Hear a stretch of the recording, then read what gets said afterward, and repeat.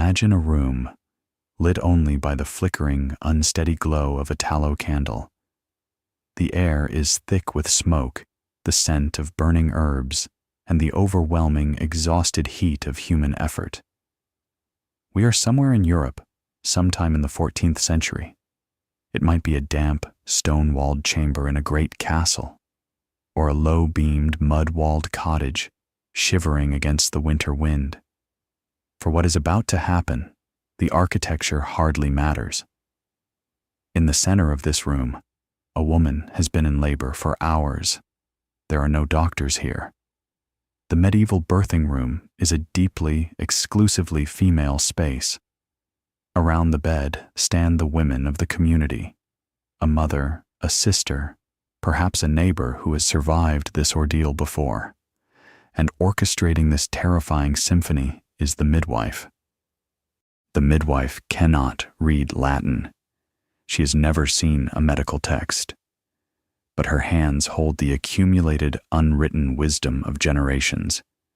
She knows how to turn a breached infant using only touch and intuition. She carries herbs in her leather pouch and prayers in her memory. And she carries something else, something small but terribly heavy with meaning, a tiny vial of holy water. Why the water? Because every birth in the Middle Ages was a desperate race against two clocks simultaneously. One clock measured physical survival. The other measured eternal salvation. In the theology of the medieval church, an unbaptized infant who died could not enter heaven. Their soul would be lost to the margins of the afterlife. It was a spiritual emergency so profound that the church granted the midwife, a woman in an era where women were barred from the priesthood, the extraordinary authority to perform an emergency baptism right there in the blood and the sweat of the birthing bed if the child emerged too fragile to survive. And then, into this fragile, terrifying, love-soaked atmosphere, a child arrives. A sharp cry pierces the heavy air. The women lean in. The child is cleaned, wrapped tightly in linen swaddling bands to ensure her limbs grow straight, and handed to the exhausted mother. It is a girl. Here is something I want you to sit with for a moment. When that announcement is made, it is a daughter. The reaction in that candlelit room is not always a simple, uncomplicated joy. The reaction depends entirely on where this family stands on the vast, unforgiving ladder of medieval society. If this is a noble household, the sigh that rustles through the room is heavy. It is almost audible. A son meant the continuation of the family name. A son meant the inheritance of lands, the fulfillment of feudal military obligations to the lord above them. A son was an asset. A daughter, however, a daughter was a calculation. In the cold, practical language of medieval estate management, she was a financial liability. From the moment she took her first breath, the clock began ticking toward the immense dowry her family would one day have to produce to marry her away. There is a historical detail that captures this reality so sharply it is almost uncomfortable. Queen Eleanor of Castile, one of the most powerful women of the 13th century, was recorded as taking 40 days of formal rest and confinement after giving birth to a son. But after the birth of a daughter, only 30 days.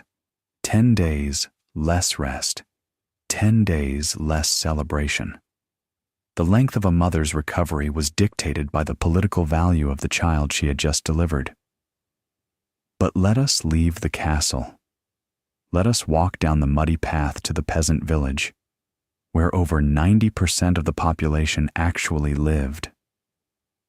In the thatched roof cottage, the birth of a girl is met with a different kind of calculation. A peasant daughter is not necessarily a disappointment. She is a pair of hands. As soon as she is old enough to walk steadily, she will help with the younger children. She will feed the chickens. She will pull weeds in the garden. Eventually, she will be sent into service to earn wages. In a world that ran entirely on physical labor, a peasant daughter had real, tangible, immediate value. And let us be very clear about something that the cold historical records often fail to capture. These parents loved their daughters. Archaeological studies of medieval burial sites have shown us small, heartbreaking truths. The graves of little girls were dug just as carefully as the graves of little boys. Their bodies were laid to rest with tenderness, sometimes with small objects placed beside them. Grief did not distinguish between a son and a daughter. Love, it seems, did not wait for the permission of society. But she was still a girl in a world built for men.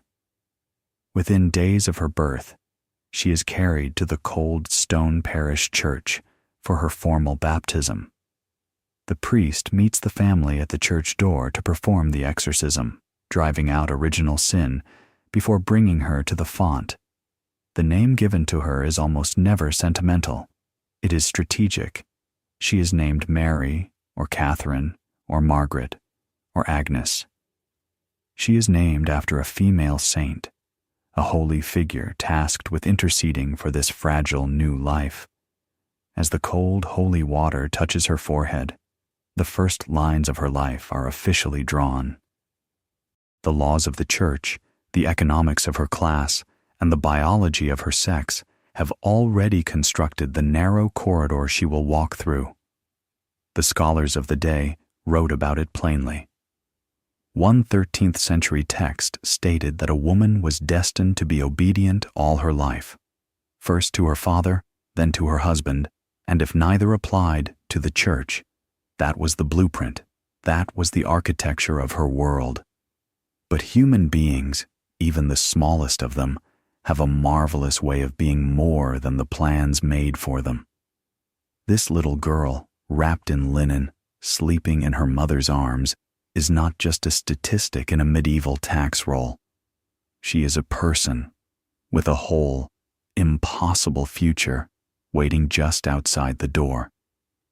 And as she begins to grow, as her legs find their strength and her hands learn to reach, she is about to enter a brief, beautiful window of time where the world allows her to simply be.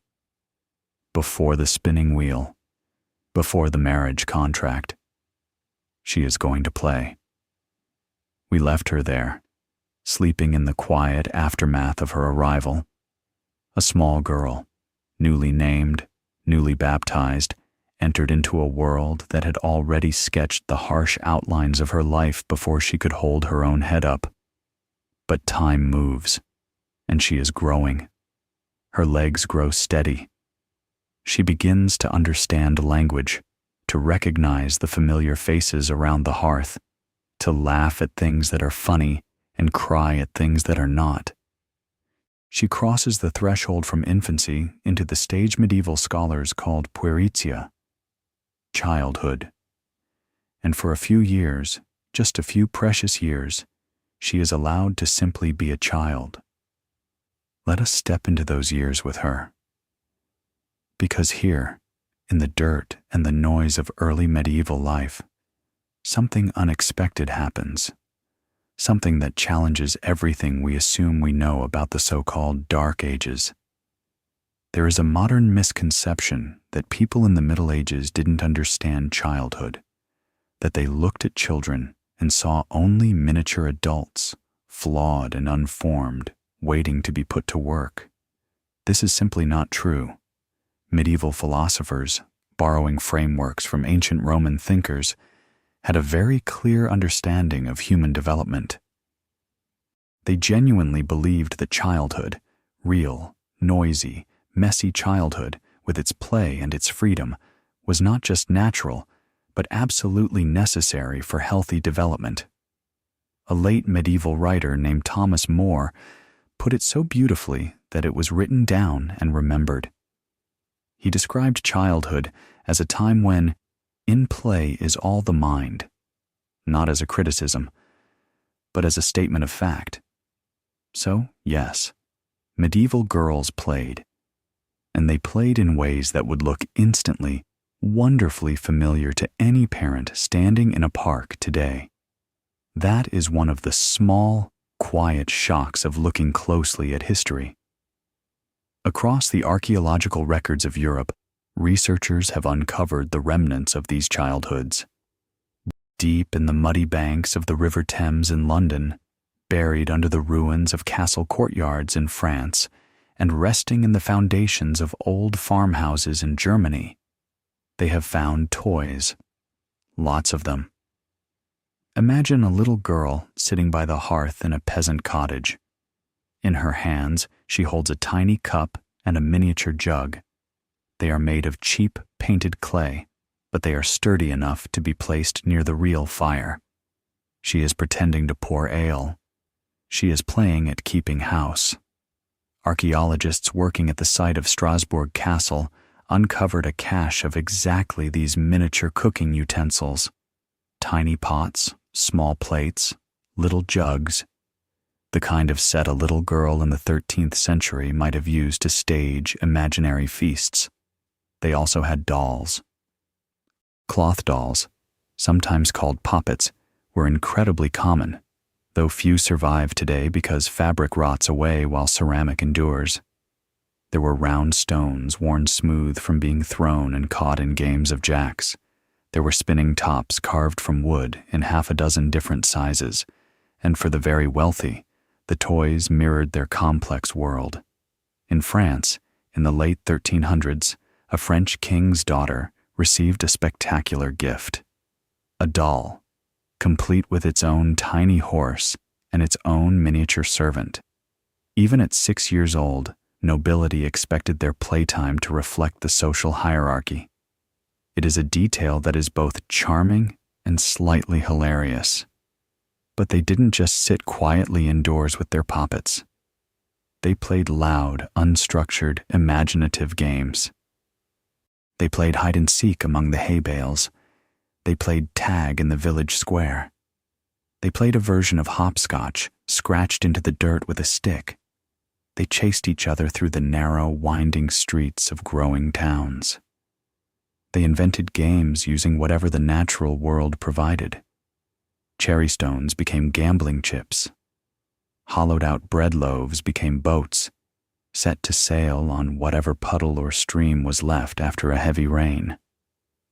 There is a written account from the French chronicler Jean Froissart, who remembered with obvious, vivid fondness how, as a boy, he and the girls he grew up with made mud bread and mud pastries together, playing baker in the dirt. The joy in that memory is almost tactile, reaching out to us across 700 years. There are even references in late medieval manuscripts to children staging mock battles in the streets, riding stick hobby horses and using wooden lances. And the marginalia, the little drawings in the borders of these texts, show that girls were included in these chaotic street games. The image of the medieval girl as a fragile, silent creature sitting indoors at all times is, to put it gently, an invention of much later centuries. But, and here is where the story begins to shift. Here is where the shadow of her future begins to stretch across the sunny yard where she plays. Woven into these years of genuine play was something else, something that ran alongside the games like a second river, quieter but persistent. We tend to assume that toys in history were purely practical training tools. We assume little girls were given miniature cooking pots so they would learn to cook, and given dolls so they would practice caring for babies. And yes, that dimension was absolutely real. Think about how that felt from inside her experience. She is 6 years old. She has a set of tiny clay pots. She arranges them by the fire. She pretends. She imagines. But at the exact same time, perhaps without fully realizing it, she is absorbing her reality. She is learning how a household is ordered. She is learning what food requires preparation, what fire needs tending, what care looks like, the game, and the lesson. are one. For a peasant girl, playing near the house while her mother worked meant slowly, almost imperceptibly, taking on real tasks. First, keeping small siblings from wandering into the fire, then scattering grain for the chickens, then learning to card the raw, greasy wool before it could be spun. For a noble girl, the toys might be finer, but the underlying architecture was identical. She was playing at governance. She was being prepared to manage, to be useful, to fit the mold that had been cast for her before she could walk. Childhood for a medieval girl was a constant, delicate negotiation between freedom and expectation, between what a child naturally was and what the world was already in the process of making her into. Those first 7 years were the most open. They were the years with the most breath in them. She played in the mud. She staged imaginary feasts. She felt the sun on her face. She was, for a little while, simply a girl. And that matters. It matters not because it was idyllic, it was not by any measure we would accept today, but because it was real. She was real, not just a figure in a tapestry, not just a footnote in a dry economic ledger, a child. But 7 was the age of reason in the eyes of the church. 7 was the age when the window of childhood began to slowly, inevitably slide shut, and the world was about to ask for her hands. 7 years old. In the medieval mind, this was not just a birthday, it was a threshold. The church formally recognized the age of 7 as the age of reason, the precise moment at which a child was considered capable of understanding right from wrong. Before 7, the world was relatively gentle, forgiving of the chaotic impulses of infancy. After 7, the expectations began to form. The world started asking things of you. And for a medieval girl, what the world asked for, first and foremost, was her attention. Long before any formal instruction began, a girl's world was shaped by a sound. Listen for it. It is the sound of bells. Medieval life did not run on clocks. It ran on religious time. What structured the day, the week, and the year were the canonical hours, the sequence of prayers that marked morning, midday, afternoon, evening, and night. These bells rang out across every village, town, and city in Europe. A girl grew up hearing those bells in her sleep, in the fields, by the hearth, long before she understood what they actually meant. Her first education was not found in a book. It was found in the cold, stone-scented air of the parish church. Parents and godparents were required by church custom to teach their children the 3 foundational prayers: the Paternoster, the Lord's Prayer, the Ave Maria, and the Apostles' Creed. These were not optional. They were the baseline of existence, the minimum armor every Christian soul was expected to carry, and they were taught entirely through repetition.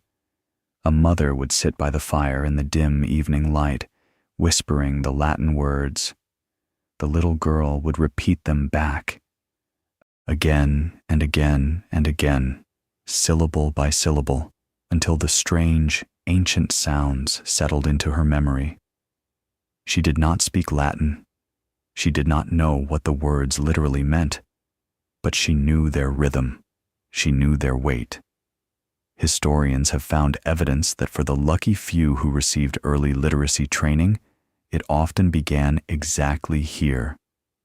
The prayers would be written out on wooden boards, sometimes protected by a thin layer of transparent animal horn, a horn book. A child might trace the curved letters with her small finger while speaking the sounds aloud, connecting the shape of the ink to the vibration in her throat. For many peasant and working-class girls, this tracing of prayers was the only formal contact with written language they would ever have. But education in the Middle Ages was not merely about letters. In fact, the most profound education a medieval girl received was the education of observation.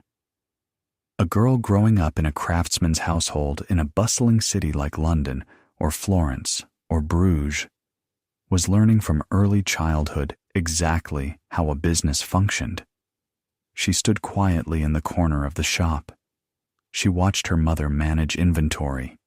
She listened to the sharp negotiations with suppliers.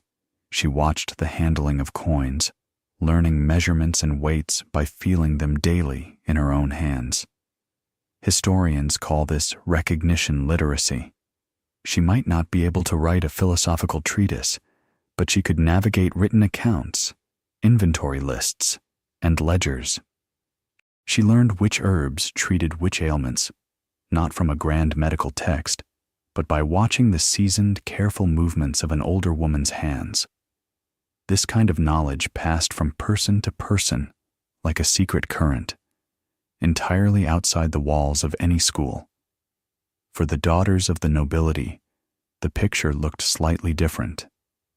A girl of high birth might come under the care of a magistra, a female tutor. She would be taught how to carry herself, how to enter a room without rushing, how to dance, how to play music, and, crucially, how to embroider. Some were taught to read French or English. But there was a boundary, a solid, invisible wall that every intelligent medieval girl eventually bumped into. Imagine being a girl in the 13th century with a genuinely sharp mind. You have learned your prayers. You are curious. You ask questions that make your tutor pause. And then, at a certain point, probably right around the age when your brother is packing his trunks to leave for further schooling, you realize something.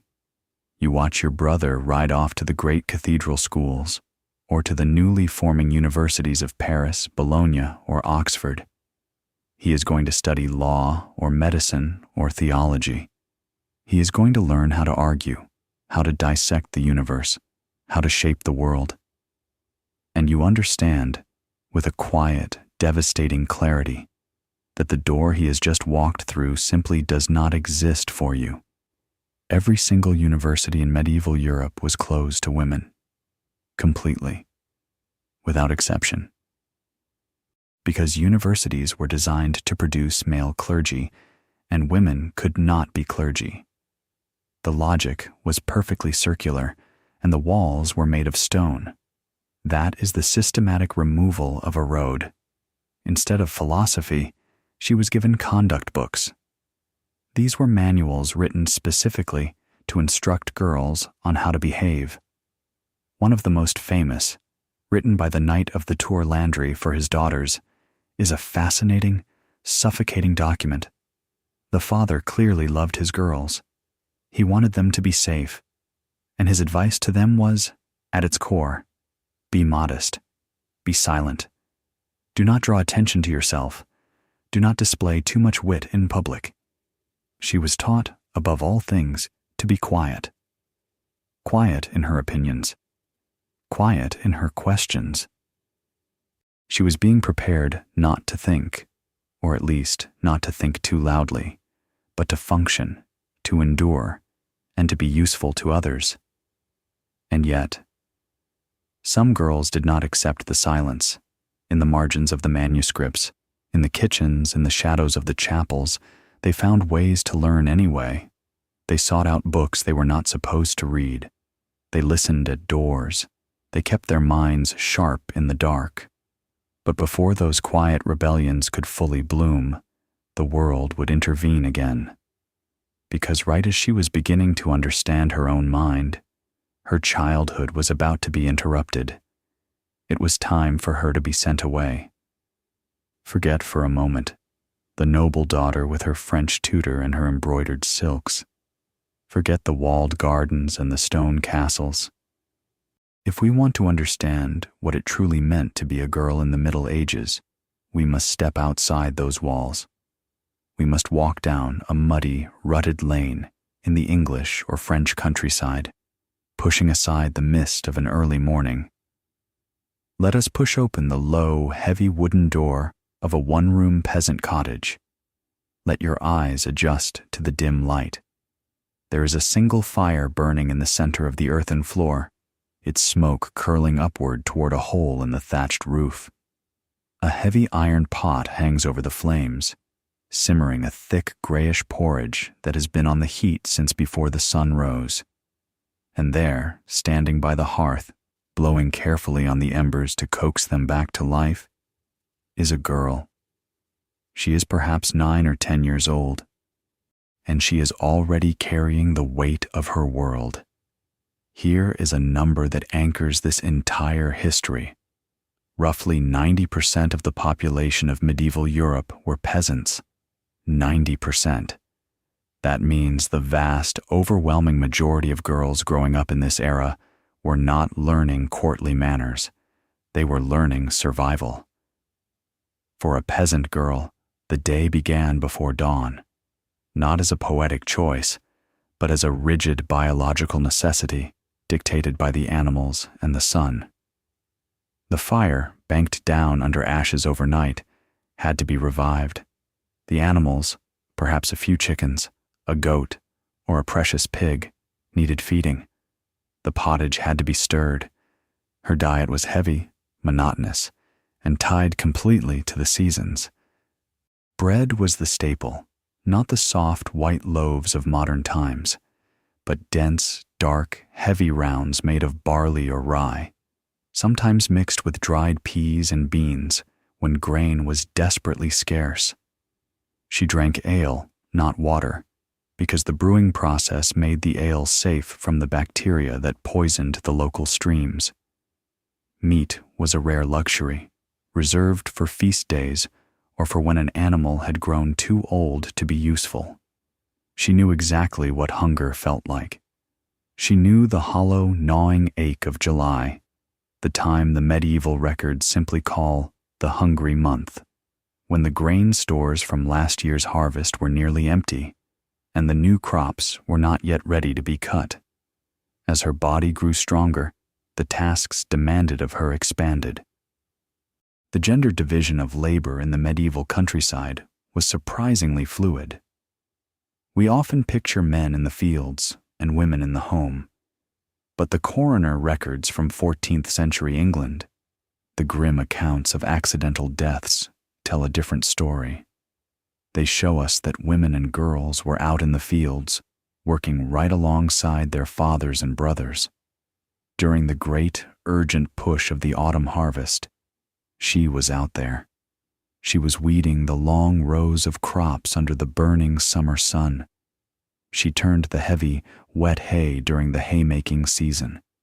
She gathered sheaves of wheat and tied them together until her small hands bled.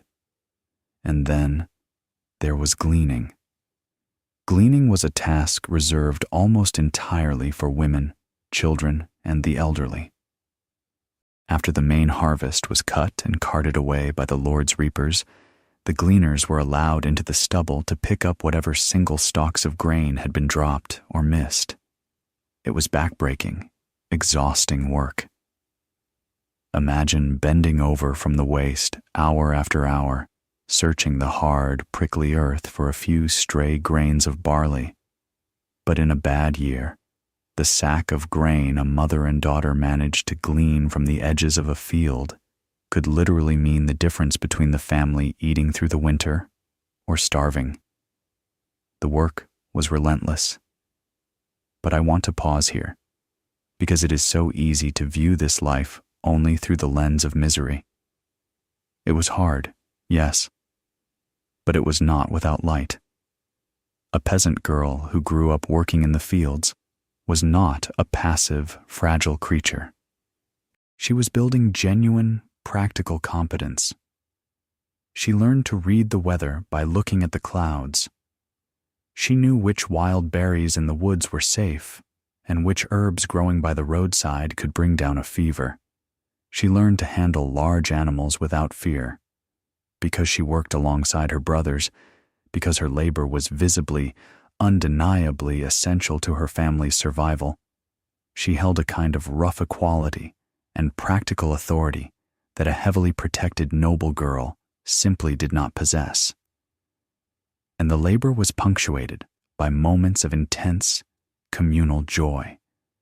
The medieval church calendar provided over 50 feast days and holidays throughout the year, 50 days where the heavy plows were left in the sheds. There was May Day, with its wild dancing and the erecting of the maypole. Midsummer, celebrated on the shortest night of the year with roaring bonfires and singing. The great harvest festival in autumn, where the community gathered to share food and ale after the crops were safely in. For a peasant girl whose days were defined by dirt and effort, these festivals were the punctuation marks of her youth. In the warm summer evening, wearing her cleanest tunic, dancing in the village square surrounded by neighbors who had known her since the day she was born. She was part of something solid. She was a vital, beating heart within a community that relied on her hands just as much as she relied on theirs, and she would need that strength, because very soon, those hands would be put to a different kind of work entirely. Now, let us leave the smoke and the mud of the peasant village. Let us travel back up the winding hill, past the defensive walls, and step once again into the cool, shadowed halls of the castle. The air here is different. It smells of beeswax, of roasted meats, of dried lavender strewn across the stone floors to sweeten the air. But underneath the scent of privilege, there is something else, a quiet, heavy pressure. For the daughter of a nobleman, a wealthy knight, or a powerful lord, the free days of early childhood ended just as abruptly as they did for the peasant girl. But her labor was not of the fields. Her labor was of the mind, of deportment, and of strategy. Somewhere between the ages of 7 and 10, a profoundly consequential decision was made about her life. A decision made, of course, entirely without her input. She was going to be sent away. The practice of sending a child, particularly a girl, out of her family home and into the household of a stranger is one of the most widespread and perhaps most emotionally complex customs of the medieval nobility. It was called fosterage. Imagine it from her perspective. You are perhaps 8 years old. You stand in the doorway of the only home you have ever known. The fire, the hounds you played with, the scent of your mother's perfume, all of it is behind you. In front of you is a carriage, a group of armed guards, a long road, and the rest of your life. You are not being abandoned. You are being given an opportunity. But to an 8-year-old girl watching her home disappear behind the trees, the distinction might have been very hard to feel. Why did noble parents do this? The decision was not made out of cruelty. It was made out of a cold, clear-eyed political logic. Sending a daughter to be raised in the household of a lord or lady of higher status served multiple purposes. First, it cemented a political alliance between two powerful families. Second, it placed the girl in an environment where she could absorb the manners, the management style, and the social expectations of a grander court. Third, it removed her from the indulgent affections of her parents. Medieval noble parents genuinely believed that a girl raised only by people who loved her would never develop the toughness she required. And they were right. The world she was entering was politically treacherous, emotionally demanding, and completely unforgiving of weakness. Fosterage was the hardest kind of love. It was preparation by displacement.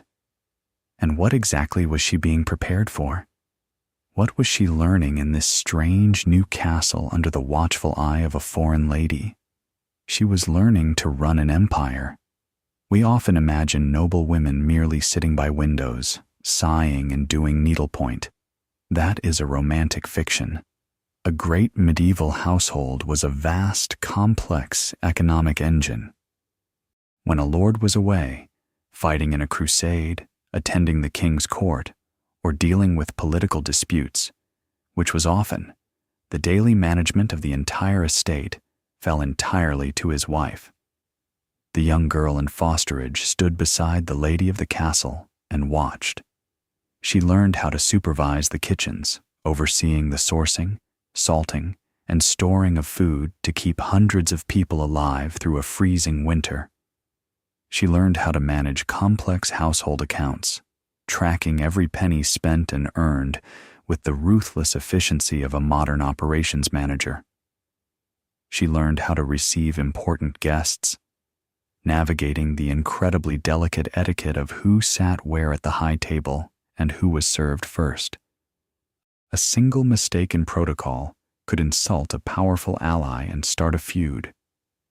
And in times of genuine crisis, during a siege, a sudden illness, or a contested inheritance, she was watching how a woman acted as the legal and military representative of the family. She was learning how to command men. This was not a passive role. It required intense social intelligence, practical competence, and real, unwavering authority. It was knowledge that could not be found in the few books available. It was transmitted exactly as it had been for centuries, through proximity, an unbroken line of practical female power passing from a seasoned woman to a young girl, generation to generation. But we must also acknowledge the quiet ache of this system. The historical records from this era do not speak of childhood loneliness, but it was there. It is hidden in the laws that regulated how foster relationships worked. The emotional bonds formed in fosterage were often incredibly strong. A foster mother often became the central maternal figure in a girl's life. A girl who arrived in a strange castle knowing no one, crying quietly in a cold bed that was not her own, eventually adapted. She built new attachments. She became someone her biological parents might barely recognize when she finally saw them again. She was being forged into a political instrument, a capable, intelligent, polished instrument. Yes, but an instrument nonetheless. And while the noble girl was learning the high-stakes game of castle management, another group of girls, neither peasants nor nobles, were quietly building a different kind of life in the narrow, winding streets of the growing cities. A life that would eventually change the shape of Europe. We have walked the quiet, muddy furrows of the peasant fields, and we have echoed through the cold, heavily guarded stone corridors of the castle. But the medieval world was not only made of lords and laborers. Between these two extremes, a new kind of world was growing. Listen, the sound is changing. The quiet of the countryside is gone, replaced by the relentless, overlapping clamor of human commerce. We are entering the city. Imagine the narrow, winding streets of 14th century London or Florence, or the great trading hub of Bruges. The timber-framed houses lean precariously over the cobbled streets, their upper stories jutting out so far they nearly touch the buildings across the way, blocking out the sun and trapping the thick, heavy air. The smell is a chaotic mixture of wood smoke, roasting meat, raw sewage, tanning leather, and the sharp, exotic scent of imported spices. Here, in the cramped spaces above the workshops and the storefronts, lived the daughters of merchants, craftsmen, and urban laborers. And the childhood they experienced was a fascinating hybrid, less rigidly guarded than the noble daughters, yet more economically complex than the peasant girls in the fields. For an urban girl, education was not a luxury. It was a strict, practical requirement of her environment. A girl growing up in a merchant's house absorbed the rhythms of trade from the moment she could walk. The ground floor of her home was usually the family shop or workshop. The separation between domestic life and commercial life simply did not exist. She grew up watching her parents weigh goods, argue over prices, and negotiate with foreign traders whose accents she could barely understand. Because of this, many urban girls acquired basic literacy and numeracy. They had to. If her father was a successful draper or a spice merchant, the family business required ledgers. Someone had to track the inventory, calculate the profit margins, and read the written contracts. In many households, this work fell to the wives and daughters.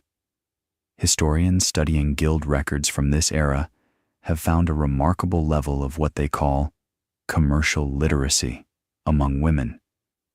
These girls learned the mathematics of fractions by weighing out ounces of saffron or cutting yards of wool. They learned the value of a silver penny by feeling its weight in their palms. They were, in a very real sense, being trained as business partners. But just like the noble girls sent to fosterage and the peasant girls sent to work in other fields, the urban girl was also bound by the medieval custom of leaving home. In the bustling cities of southern France, such as Montpellier, historians have analyzed hundreds of surviving work contracts from the 14th and 15th centuries. What they reveal is startling. Urban laborers, craftsmen, and even moderately successful merchants regularly sent their daughters out of the family home to serve in the households or businesses of strangers. This usually happened around the age of 12, though sometimes it was shockingly earlier. A single, brittle parchment contract surviving from the year 1433 records a father named Simon trusting his 7-year-old daughter, Catherine, to a local draper to live in his house and serve him. 7 years old. Let that settle in your mind for a moment. Why would a father send a 7-year-old girl away to work? The answer lies in the harsh, inescapable economics of the medieval marriage market. These years of service were not merely labor. They were an investment. The girl's time, her sweeping, her cleaning, her running of errands in the crowded streets, all of it was being converted into a financial instrument.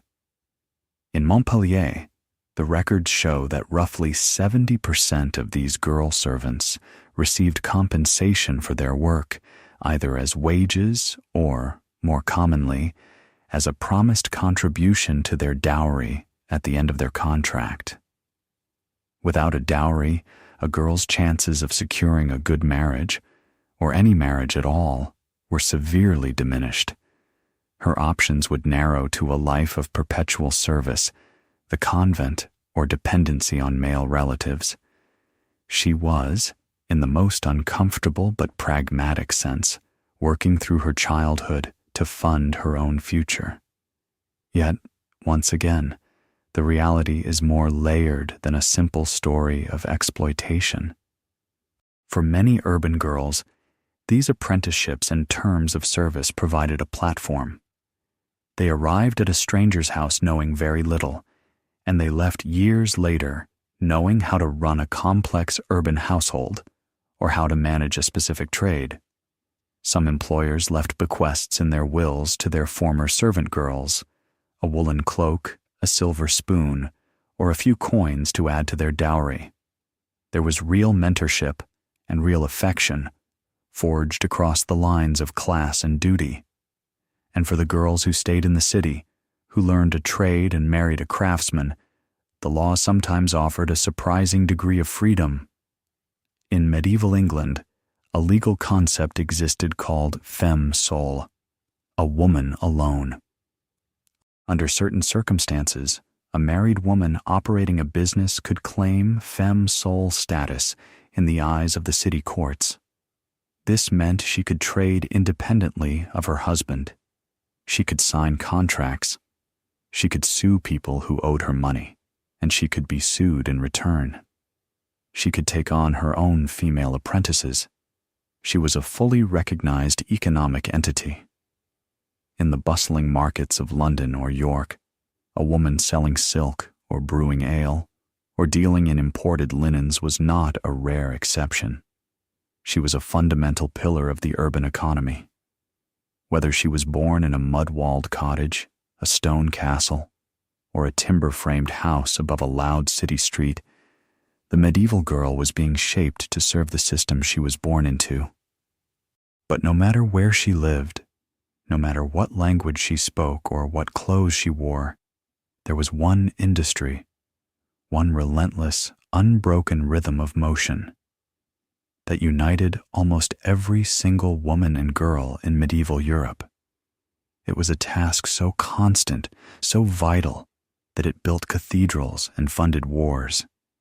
And it was done almost entirely by the quiet, unrecorded movements of women's hands. There is an image that has survived for over 500 years, painted in an illuminated manuscript from Switzerland. It shows a woman, the bustling housewife, going about her day. She has a basket of birds on her back. Her baby is tucked into a sling across her chest. She is riding a donkey, tending to a small herd of goats and pigs, all while navigating a muddy road. But look closer at her hands. Tucked into her belt behind her waist is a long, slender wooden staff. At the top of the staff is a cloud of raw, unspun wool.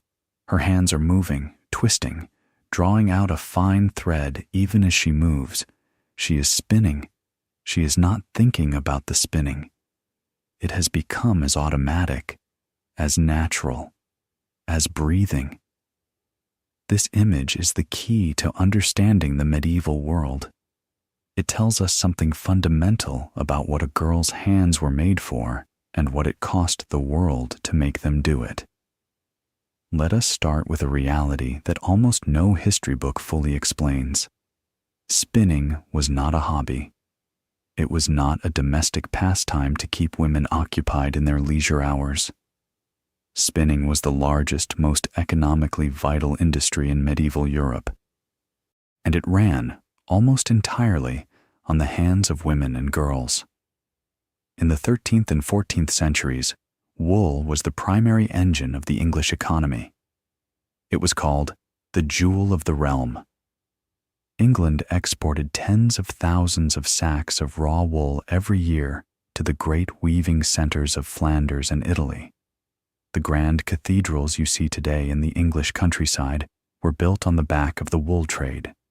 But that wool could not be turned into cloth until it was turned into thread. Listen to the mathematics of this invisible world. For every single working loom in a medieval cloth workshop, you needed approximately 6 spinners to keep it supplied with thread. 6 to 1. There were never enough spinners. There was never a moment in the medieval textile economy when the supply of thread was sufficient for the demand, which meant that the spinning never stopped. It could never stop. From the age of 5 or 6, a girl was given a distaff. She learned to spin while she walked, while she watched the sheep, while she sat in church, and while she waited for the bread to rise. A medieval woman's hands were almost never idle, because the economics of her world made stillness a luxury no household could afford.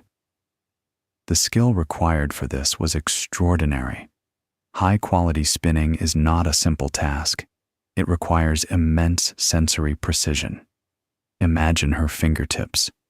She is learning to feel the exact degree of twist in a fiber. She is learning to maintain perfectly consistent tension across hundreds of meters of thread. She is reading the quality of the raw material through touch alone, adjusting her movements in a fraction of a second. A mediocre spinner produced uneven thread that would break on the loom, creating weak, poor quality cloth.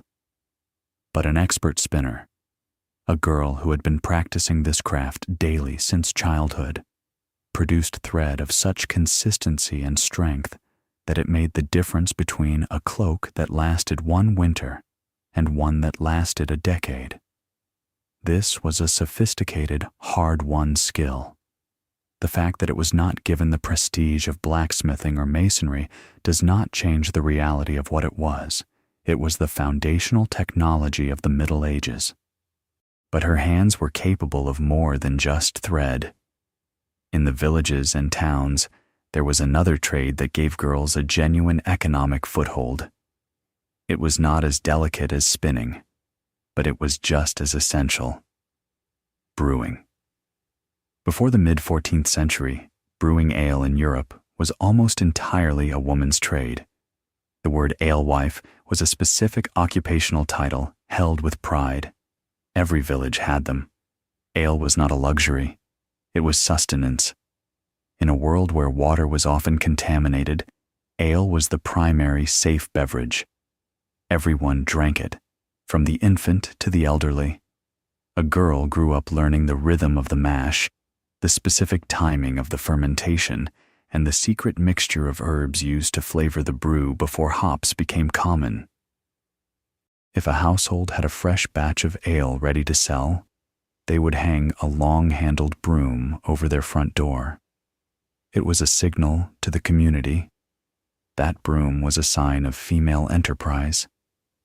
In these alehouses and spinning circles, women created their own spaces. While their hands were busy, they talked. They passed knowledge hand to hand, woman to woman.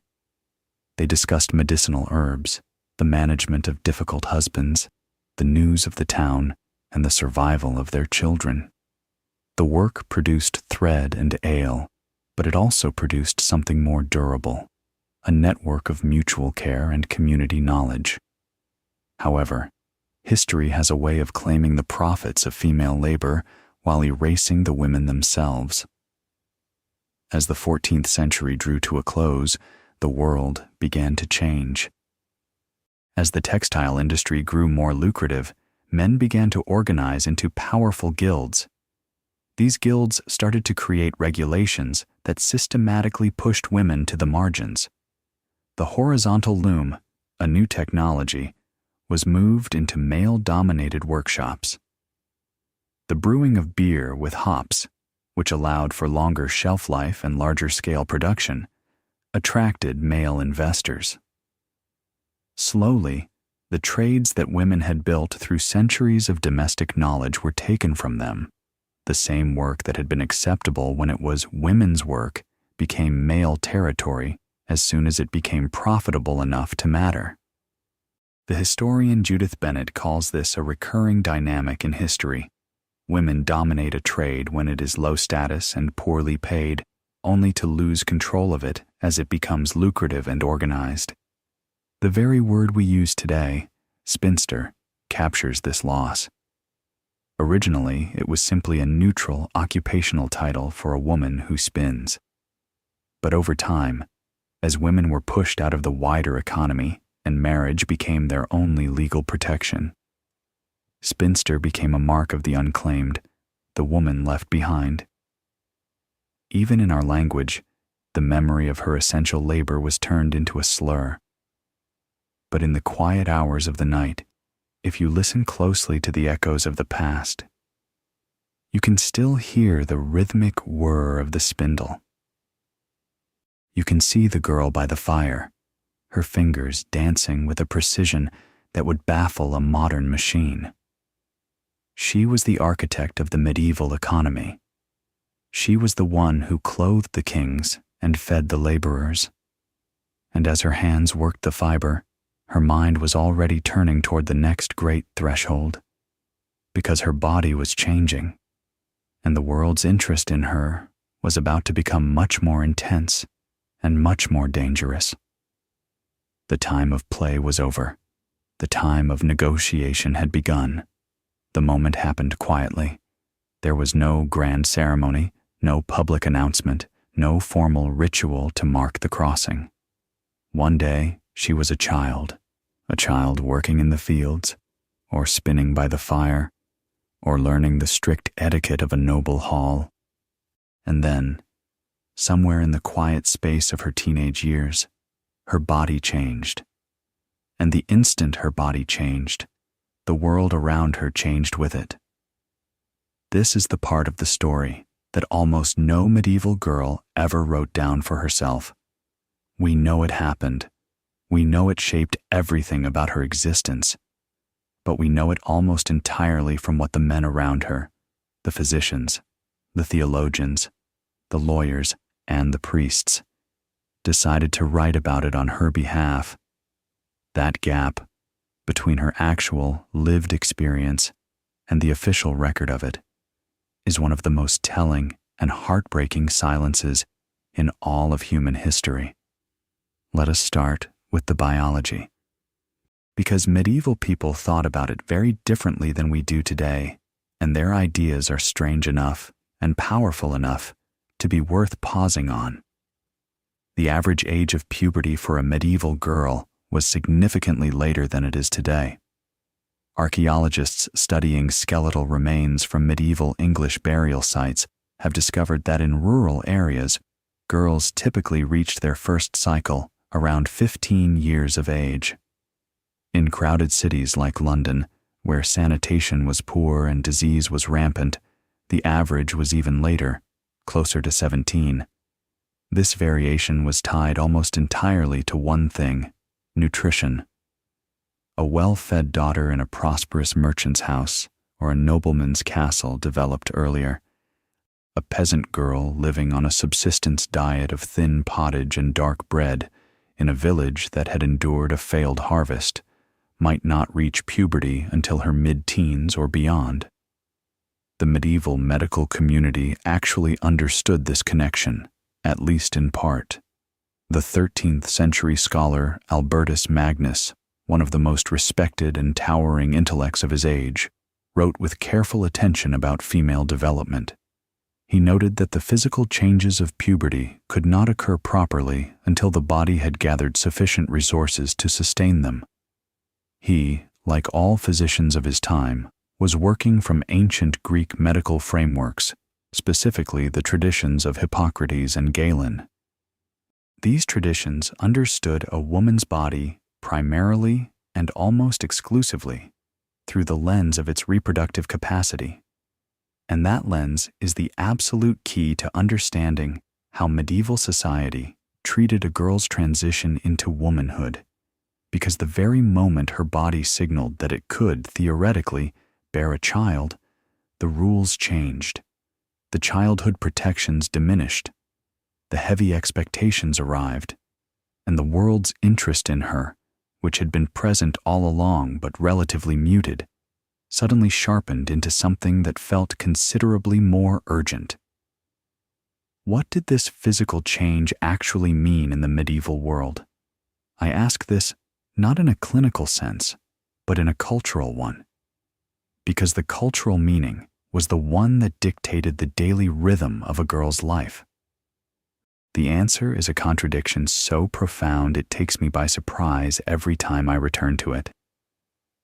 Medieval Europe held two entirely opposing views of a woman's cycle simultaneously, and somehow the society managed to believe both of them at once. On one hand, there was the view of the Church. In theological terms, menstruation was deeply associated with impurity. It was linked, through centuries of commentary on early religious texts, to Eve's original transgression in the Garden of Eden. It was framed as a curse, a physical punishment that all women carried in their very blood as a consequence of the first sin. Popular theological positions held that a menstruating woman should not receive Holy Communion. Some texts suggested she should avoid entering the church building altogether, if possible. Her husband was forbidden to share a bed with her during this time, and dark folk beliefs warned that any child conceived in violation of that rule would be born weak, sickly, or red-haired, which at the time was often viewed with high suspicion. The logic of the church was that her body was temporarily corrupting, dangerous, a force of nature that needed to be managed and contained. But on the other hand, there was the view of the medical world. In secular medical tradition, this exact same physical process was understood as ultimate proof of health. It was a sign that a woman's body was functioning correctly. It was evidence that she was capable of the one thing society required of her above all else: producing children. Medical texts that condemned her impurity in one chapter would, in the next chapter, record careful, desperate remedies for women whose cycles were irregular or absent, because the stopping of the cycle was understood as a severe medical crisis. Women carried nutmeg, ground cloves, and fragrant herbs in small pouches to manage their symptoms and to conceal any physical evidence of their cycle in public. They passed recipes for herbal teas and warm compresses between themselves out of earshot of the men. The practical management of their own bodies was handled almost entirely in the shadows, by women, for women, largely outside the awareness of male physicians. Think of the impossible position this placed a young girl in. Her body was, at the exact same moment, a thing to be deeply ashamed of, and a thing to be celebrated. It was a source of spiritual danger and a source of incredible societal value. It was something to be hidden from public view, yet physically demonstrated to a potential husband's family as proof of her fertility. She was expected to manage this dizzying contradiction flawlessly, without complaining, without appearing to think about it too hard, and certainly without ever discussing it when men were present.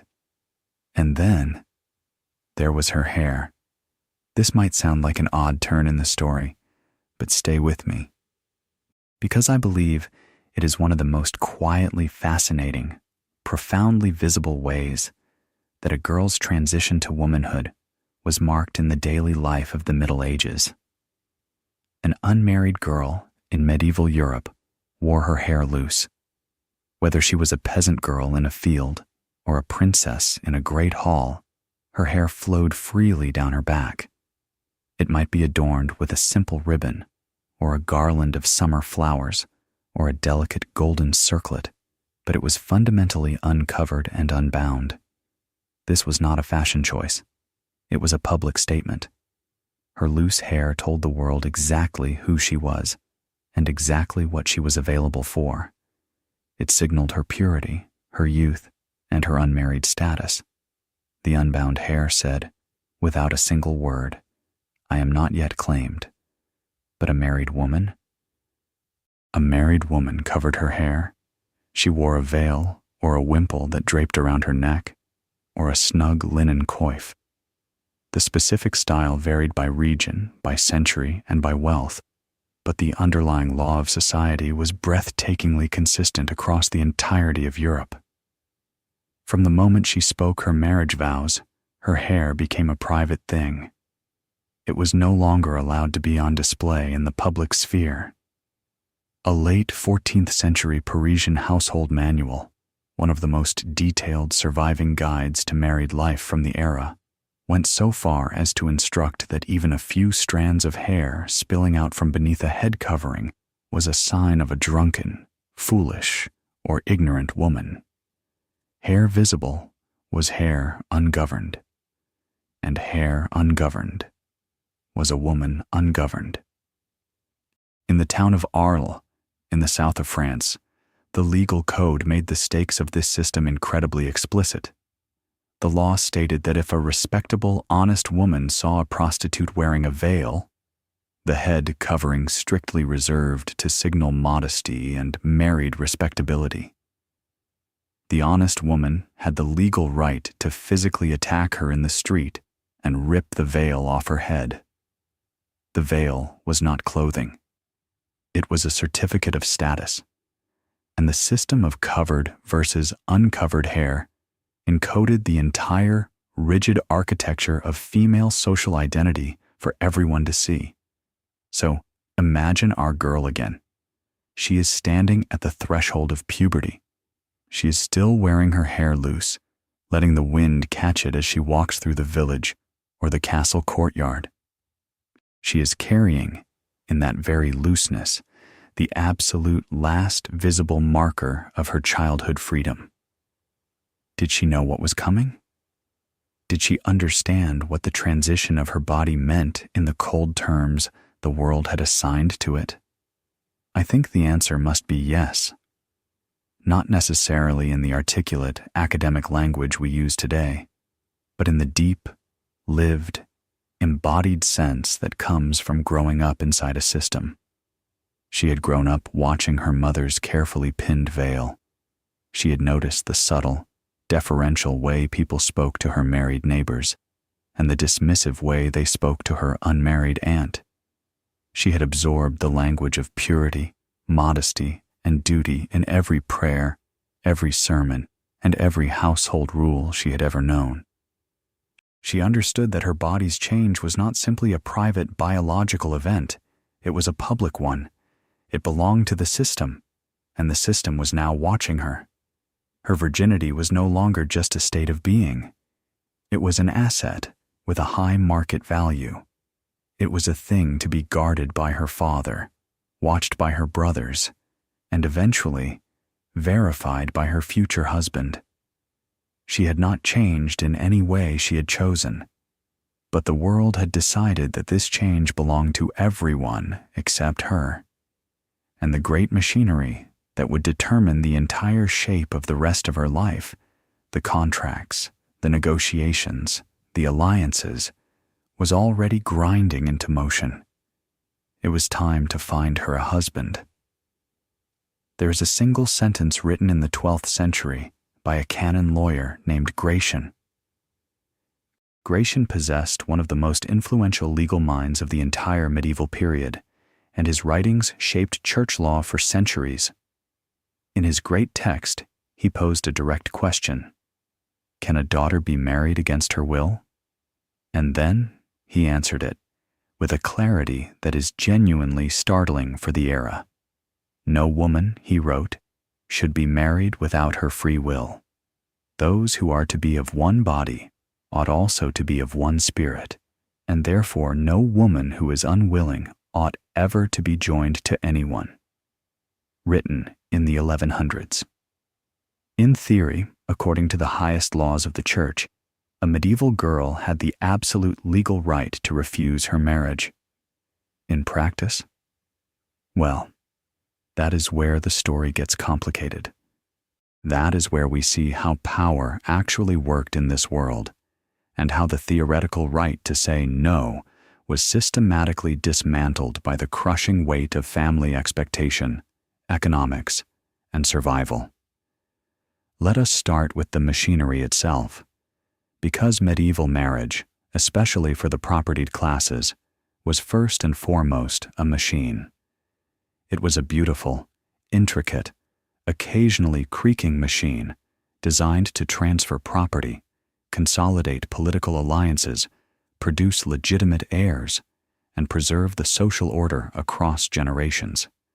And a girl was simply the mechanism through which that great machine turned.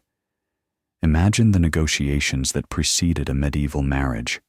They almost never included the bride. Read that again in your mind, because it deserves the full weight of your attention. The negotiations that would determine who she would spend her life with, whose household she would enter, whose bed she would share, and what legal and economic protections she would have in her old age or widowhood. Those negotiations happened in rooms she was not allowed to enter. They happened between fathers, between uncles, between male legal representatives.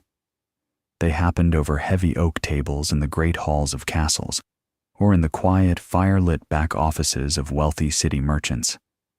She was the subject of the negotiation. She was never a participant in it.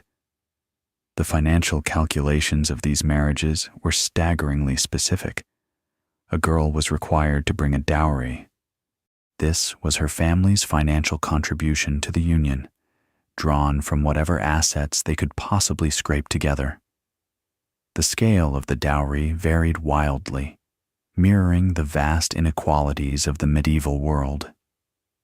At the very bottom of the social ladder, a peasant girl's dowry might consist of a set of woven sheets, a brass cooking pot, and a few silver pennies. There are actual surviving records of rural betrothal agreements with exactly those modest terms.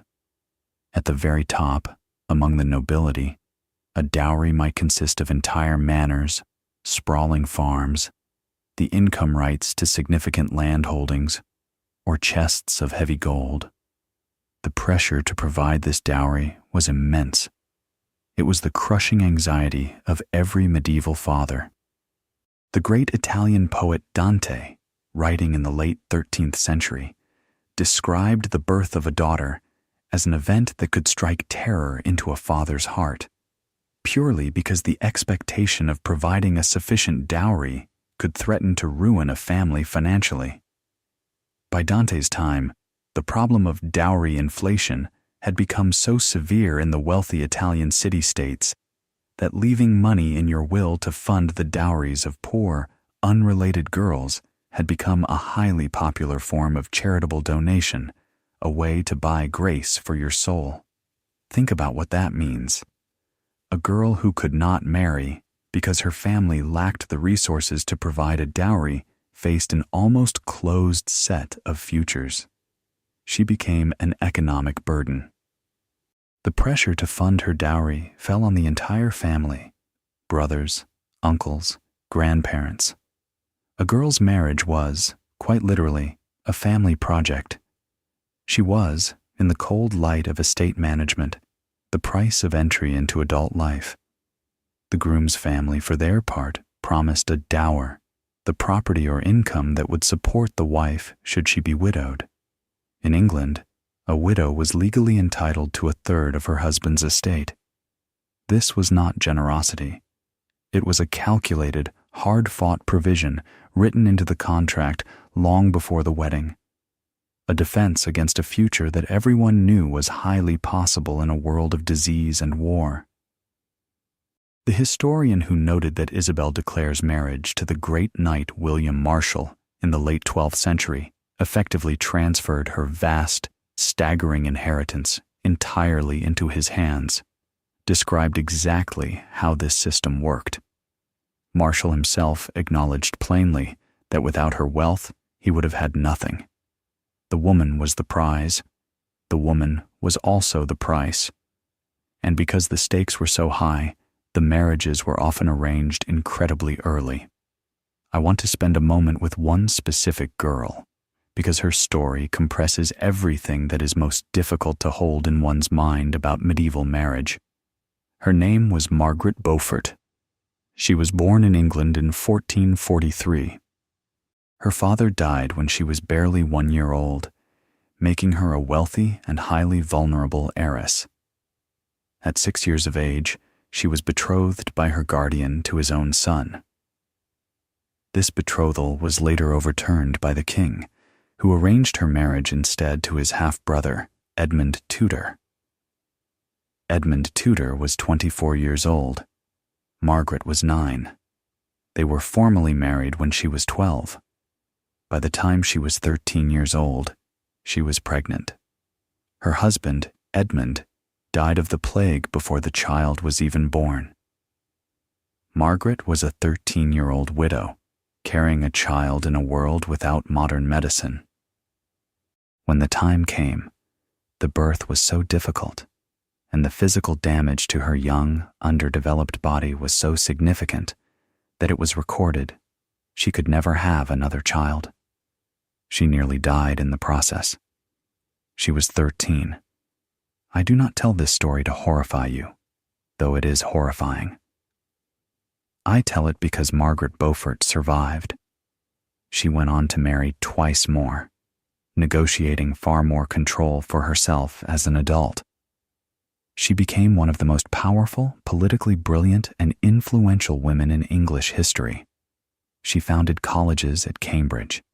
She navigated the bloody wars of the Roses and eventually placed her only son, the child she bore at 13, on the throne as King Henry VII. She died at 66, formidably intact. But she had been 9 years old when her life was first handed to a stranger. And the most chilling part of her story is not that it happened. It is that, for her class, she was not exceptional. She was typical. If the church had declared that a woman could not be married against her will, Why did arrangements like Margaret's happen so consistently? The answer is the extraordinary, suffocating social and familial pressure that surrounded the question of consent. A noble girl who refused an arranged marriage was not simply inconveniencing her father. She was threatening a carefully constructed peace treaty between two warring families. She was potentially costing her family vast sums of money. She was defying a system in which obedience was economically enforced. A father could, and often did, legally strip a disobedient daughter of her inheritance. The theoretical right to refuse was a shield made of paper. But let us contrast this, for a moment, with the girls outside the castle. For a peasant girl, the experience of marriage was different in character, if not entirely in kind. Among the rural peasantry, girls typically married much later, often in their late teens or early 20s. Because the economics of a peasant marriage required the couple to actually afford to set up a working household, they needed time. A young woman in service, working in a city or on a farm, had to save her wages for years to build her own dowry. Because she had more time, and because she was often away from her parents' immediate control, a peasant girl might actually know her intended husband. They might be from the same village. There might be genuine affection between them, or at least a comfortable familiarity. The church courts that handled peasant matrimonial disputes show fascinating cases of women who contracted clandestine marriages, legally binding unions entered into privately, simply by exchanging vows in the present tense without parental knowledge, with men they had chosen for themselves. The law allowed this, and some women, holding on to their hard-earned wages, took advantage of it. The gap between how marriage was experienced by a noble girl worth a kingdom and a peasant girl worth a few silver pennies was a genuine one. The nobleman's daughter had less autonomy, precisely because she had more value. The slight freedoms that poverty could sometimes accidentally provide were entirely unavailable to the princess. And what happened the day after the wedding? This is where the legal picture sharpens into something blunt and absolute. Once a medieval woman married, her legal existence was, in almost every respect, erased. Everything she owned, her dowry, her personal property, any wages she had ever earned, passed legally into her husband's absolute control. She could not sign contracts. She could not write a valid will without his permission. She could not bring a lawsuit in her own name. In the eyes of the common law, as the legal principle stated with brutal directness, husband and wife were one person, and that person was the husband. She stepped through the door of her new home, took off the veil of her youth, and covered her hair. The machine had turned. The transaction was complete. But a legal erasure is not a human erasure. The law could say she did not exist, but she was still there. And inside that marriage, inside that legal silence, she was about to figure out how to survive, or better yet, how to fight back. In the eyes of the law, she had vanished. As we saw, the moment the heavy doors of the church closed behind her and the marriage vows were spoken, the medieval girl ceased to exist as an independent legal entity. The law stated, with blunt and terrifying simplicity, that husband and wife were one person. And that person was the husband. But a legal erasure is not a human erasure. A document cannot unmake a mind. And this is where the history of the medieval girl becomes something truly extraordinary.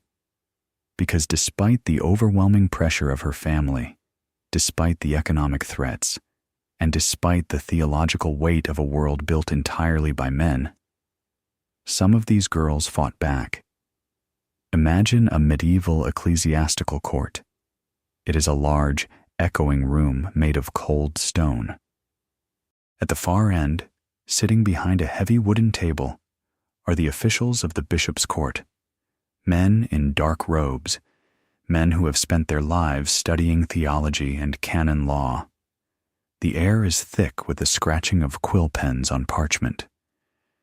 And standing before them, dwarfed by the architecture and the authority of the men, is a young woman. She has come to this court to do something incredibly dangerous. She has come to look these men in the eye and say, simply and clearly, "I did not consent. I was compelled." Historians who have spent their lives reading the fragile, water-damaged records of these medieval church courts have found something that takes the breath away. The archives are peppered with these cases: matrimonial disputes, petitions for annulment, broken betrothals. We often assume that medieval girls simply bowed their heads and accepted whatever husband was chosen for them. And many did, because the cost of refusal was so brutally high. A girl who resisted could be beaten, locked in her room, starved, or entirely disinherited by an angry father. But the court records show us the ones who refused to bow, the ones who walked away, the ones who found a crack in the formidable wall of medieval law and pushed their way through. The weapon they used was the church itself. The Fourth Lateran Council of 1215 had codified the church's position on marriage with a clarity that gave women, at least in theory, a shield. The church decreed that a valid marriage absolutely required the free and willing consent of both individuals, not the consent of the father, not the agreement of the lords, the consent of the bride and the groom. The historian Elizabeth van Houts, in a brilliant study of medieval marriage, argues something deeply moving about this law. She argues that this legal protection, the centralization of individual consent over family strategy, was not simply handed down from the Pope out of abstract benevolence.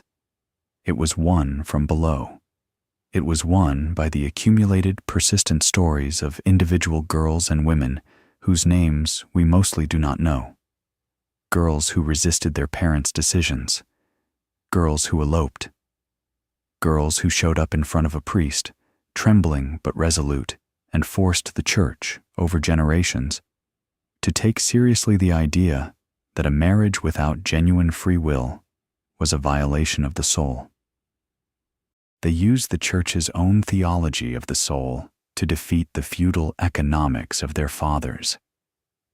And then there were the clandestine marriages.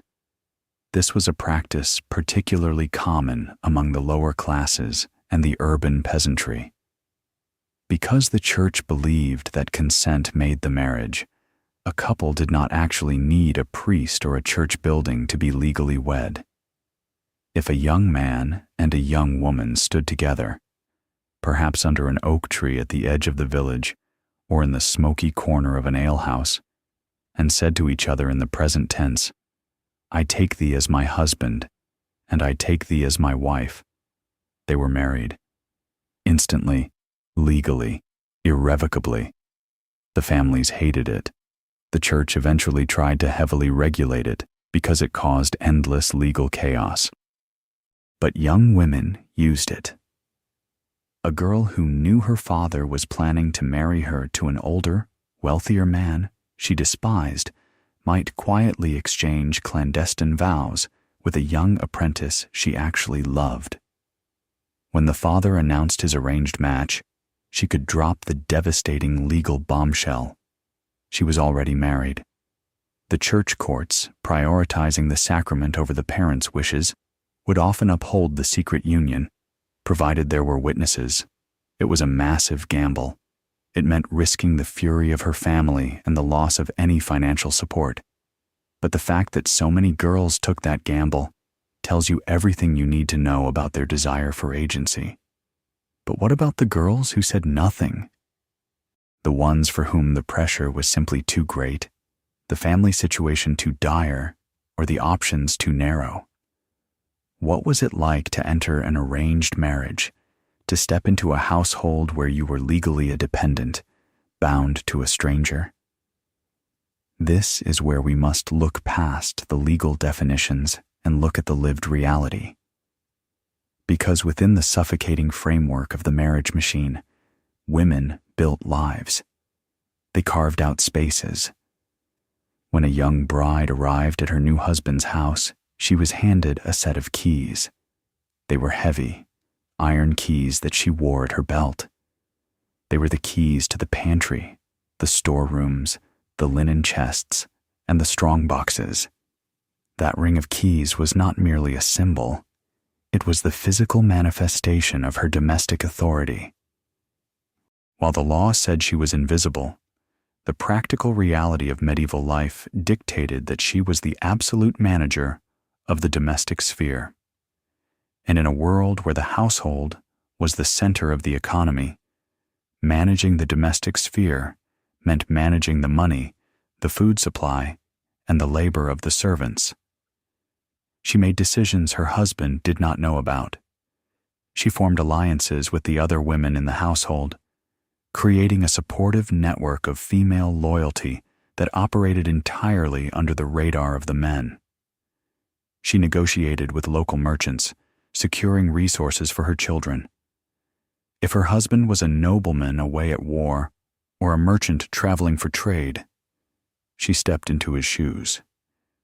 We have surviving letters from women like Margaret Paston in 15th century England, writing to her absent husband not as a timid dependent, but as a fierce, capable manager who was literally defending their manor house from armed sieges, commanding men, and managing vast sums of money. The marriage she entered was not the end of her story. It was, in many ways, the beginning of a complex, lifelong negotiation. She had to learn how to exist inside a system that did not quite see her, and find within that invisibility some version of herself that was still her own. Some found it in the keys at their belt. Some found it in the clandestine vows whispered under a summer tree. But there was another path, a path that stepped off the marriage track entirely. A path that offered the most unexpected, counterintuitive proof that some medieval women found not just survival, but something that looked remarkably like profound intellectual freedom. To find it, we have to leave the bustling cities and the noisy castles. We have to walk toward the sound of a choir singing in Latin, echoing behind high, unbreachable stone walls. We are going to the convent. Close your eyes and let the noise of the crowded medieval city fade away. Leave behind the muddy fields, the loud taverns, and the heavy, anxious negotiations of the castle's great hall. We are walking toward a different kind of architecture. Imagine pushing open a massive iron-studded wooden door. As it closes heavily behind you, the chaotic sounds of the medieval world are suddenly, completely cut off. The air here is instantly cooler. It smells of melting beeswax, of cold stone, of old parchment, and of dried herbs hanging in the cloister garden. Listen. Down the long, vaulted corridor, you can hear the sound of women's voices, rising and falling in perfect hypnotic unison. They are singing the canonical hours in Latin. We have arrived at the convent. The first thing we must do here is unlearn the image we have been given. The medieval convent that lives in the modern, popular imagination is often a cold, shadowy, oppressive place. We picture severe women in dark, heavy habits, moving silently through gloomy corridors, living a life of strict discipline, denial, and the slow, tragic erasure of the self. We think of it as a prison, a place where unwanted daughters were locked away when their families had no better, more profitable options for them. Some of that was true in certain places, at certain times, but the full, historical picture is something considerably more complex and wonderfully surprising. because for a significant number of medieval women, and for a number of young girls who arrived there long before they fully understood what the place would eventually give them, the convent was the most intellectually alive, the most legally autonomous, and the most genuinely powerful space available to a female mind in the entire medieval world. That is not a romantic exaggeration. That is exactly what the historical record reveals. Let us start with the practical reality of entry. How did a girl end up here? She arrived through one of several routes. Very often, she was sent there as a child, dedicated to the religious life by parents who simply could not afford the massive dowry required for a suitable noble marriage. The convent dowry, the financial payment made to the religious house in exchange for accepting a girl, was generally much less expensive than the dowry required to secure a husband of equal status. For aristocratic families with multiple daughters and limited lands, this was not necessarily seen as an act of cruelty. It was a highly practical, socially respectable form of investment in a daughter's future. But she might also choose it herself. There were young women who had experienced just enough of the world to understand exactly what the alternative looked like. A girl who had watched her older sisters endure the physical trauma of early arranged marriages, or a girl who felt an intense, intellectual hunger that the secular world refused to feed, might find in the convent a legitimate, socially sanctioned escape.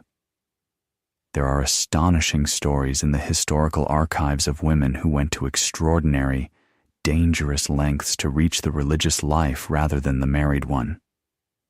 Christina of Markyate, a 12th century Englishwoman, was betrothed against her will. She adamantly refused to consummate the marriage, enduring years of imprisonment and physical coercion from her own family, before eventually fleeing in secret, hiding in safe houses, and finally consecrating herself to the religious life. Her story is extreme, but the fierce impulse it represents was not unique. The convent was the only recognized sanctuary from the marriage machine. And once inside those walls, something fundamental changed. Something specifically, importantly different from the world outside. Let us talk about the abbess. The head of a medieval convent was not merely a symbolic position. She was not just a spiritual guide leading prayers. An abbess was a CEO. She was a major landowner. She was a manager, a judge, and in the most powerful cases, a formidable political figure whose influence reached far, far beyond the stone walls of her community. An abbess had absolute authority over her house. She controlled its finances. She managed its vast agricultural estates, collecting rents and organizing harvests across multiple regions. She received noble visitors. She corresponded directly with bishops, with the high nobility, and with kings. Most importantly, she acted in the eyes of the law as an autonomous adult. Remember the married woman we spoke of earlier? The woman whose legal identity was entirely absorbed by her husband, who could not sign a contract or sue in court. An abbess was her exact opposite. She was a standalone legal entity. She could sue and be sued. She could hold, purchase, and dispose of property. The Fraumünster Abbey in Zurich offers perhaps the most staggering example of this female power in all of medieval Europe. In the 13th century, the abbess of Fraumünster was legally designated as the Stadtherrin, the chief office holder, the absolute ruler of the city of Zurich. She appointed the city's mayors.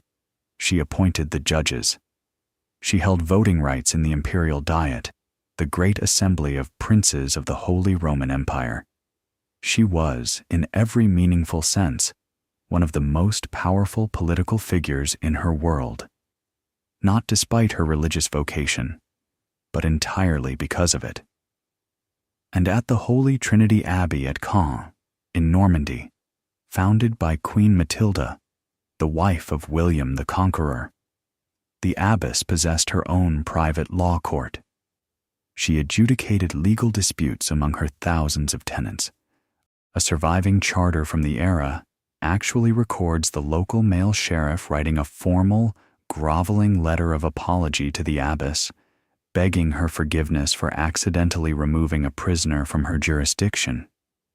Think about that. The abbess of a medieval convent had her own jail. If that detail does not completely upend your mental image of the submissive medieval nun, I am not sure what will. And what did this environment offer the girls who lived inside it? For the girls who arrived young, at 7 or 8 or 12 years old, the convent offered the one thing the outside world categorically denied them: an education. A real, deep, unhindered education. Convent schools of the early and high medieval period were places where girls could learn to read and write in fluent Latin. They studied theology, music theory, composition, history, and medicinal botany. In the scriptorium, sitting in the quiet light of the high windows, nuns painstakingly copied, translated, and illuminated precious manuscripts, preserving the knowledge of the ancient world. The historian, who famously described medieval convents as the universities of women, was not exaggerating. For centuries before the great secular universities existed, and for the centuries after those universities opened and brutally refused to admit women, the convent was the primary institutional space in which a woman could pursue serious intellectual work without apology. But there is one more thing the convent gave these girls, something that is perhaps the most underrated, the most precious luxury of all. It gave them time to think, time to read, time to study, time to compose music, time to write letters, time to walk in the garden and simply breathe. This was time that was not entirely consumed by the endless, exhausting management of a household. Time that was not swallowed by the physical demands of bearing child after child. The freedom from the grueling, highly dangerous reality of medieval motherhood gave women in the convent years, sometimes decades, of undisturbed life that their married sisters simply did not have. The abbess made all the decisions that governed her own life. Her married sisters did not. There is a world of comparison contained in that quiet truth. Was the convent the only road to autonomy? Of course not. But it was the most reliably available one. It was a space built by women, governed by women, and managed by women. And inside these walls, nourished by the quiet, the books, and the time, a few extraordinary girls grew up to do things that shook the very foundations of the medieval world. Minds so radical, voices so powerful, that history had no choice but to write their names down in ink that has never faded. We are going to meet them next. There is a kind of fire that burns best in the quiet. We have spent hours looking at the massive, heavy structures that contained the medieval girl. The spinning wheel, the marriage contract, the theology that told her she was flawed, and the law that told her she was invisible. But a structure is only a suggestion to a mind that refuses to be contained. Tonight, in the quiet darkness, I want to tell you about the girls who looked at the incredibly narrow corridor laid out in front of them, and simply decided to walk through the walls. The ones history almost forgot to write down, and the ones who found such extraordinary ways to make themselves unforgettable that their voices are still ringing in the air 800 years later. Let us go back to the convent, to the green, misty valleys of the Rhineland in Germany in the year 1098. A girl is born. She is the 10th child of a minor noble family, and the custom of the time, in her region and in her particular set of social circumstances, was to offer the 10th child to the church as a tithe. We do not know if her parents saw this as a heavy obligation or a holy opportunity.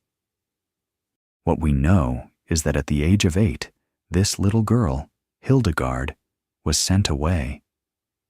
She was placed into the care of an older noblewoman named Jutta, who had chosen the religious life and was building a small, austere community attached to a monastery on a high wooded hill. Imagine Hildegard arriving at that stone enclosure at 8 years old, a child who had been experiencing strange, overwhelming, luminous visions since she was 3.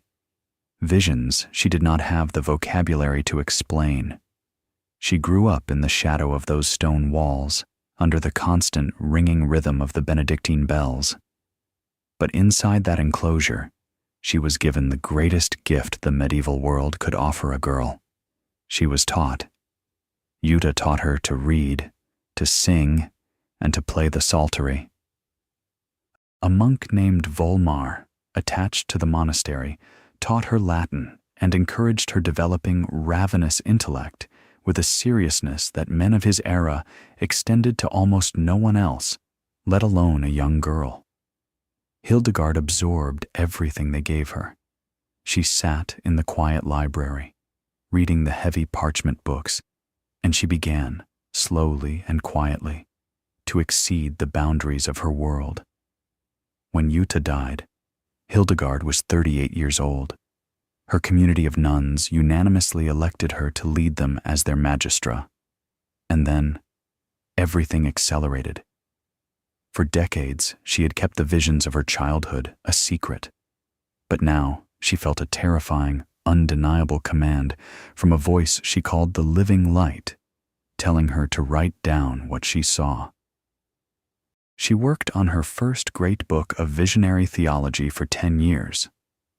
When a copy of it reached Pope Eugenius III, he read it, and he did something unprecedented. He sent his official apostolic blessing, granting Hildegard permission to write and to speak of her visions. This was an extraordinary privilege. The Church consistently, aggressively restricted women from the role of public theological authority. Women were not meant to interpret the divine. But Hildegard was no longer operating within the usual categories. The Pope's permission made her, in effect, a recognized prophetic voice, a living oracle, and she used that voice with an energy, a brilliance, and a range that still takes your breath away. She wrote 3 massive volumes of complex, deeply original theology. She wrote 2 volumes on natural medicine, cataloging the healing properties of plants, animals, and stones with a quality of scientific observation that historians considered genuinely remarkable for her era. She invented her own language, the lingua ignota, complete with its own vocabulary and a newly designed alphabet, entirely for her own use and the use of her nuns. She composed 77 musical works.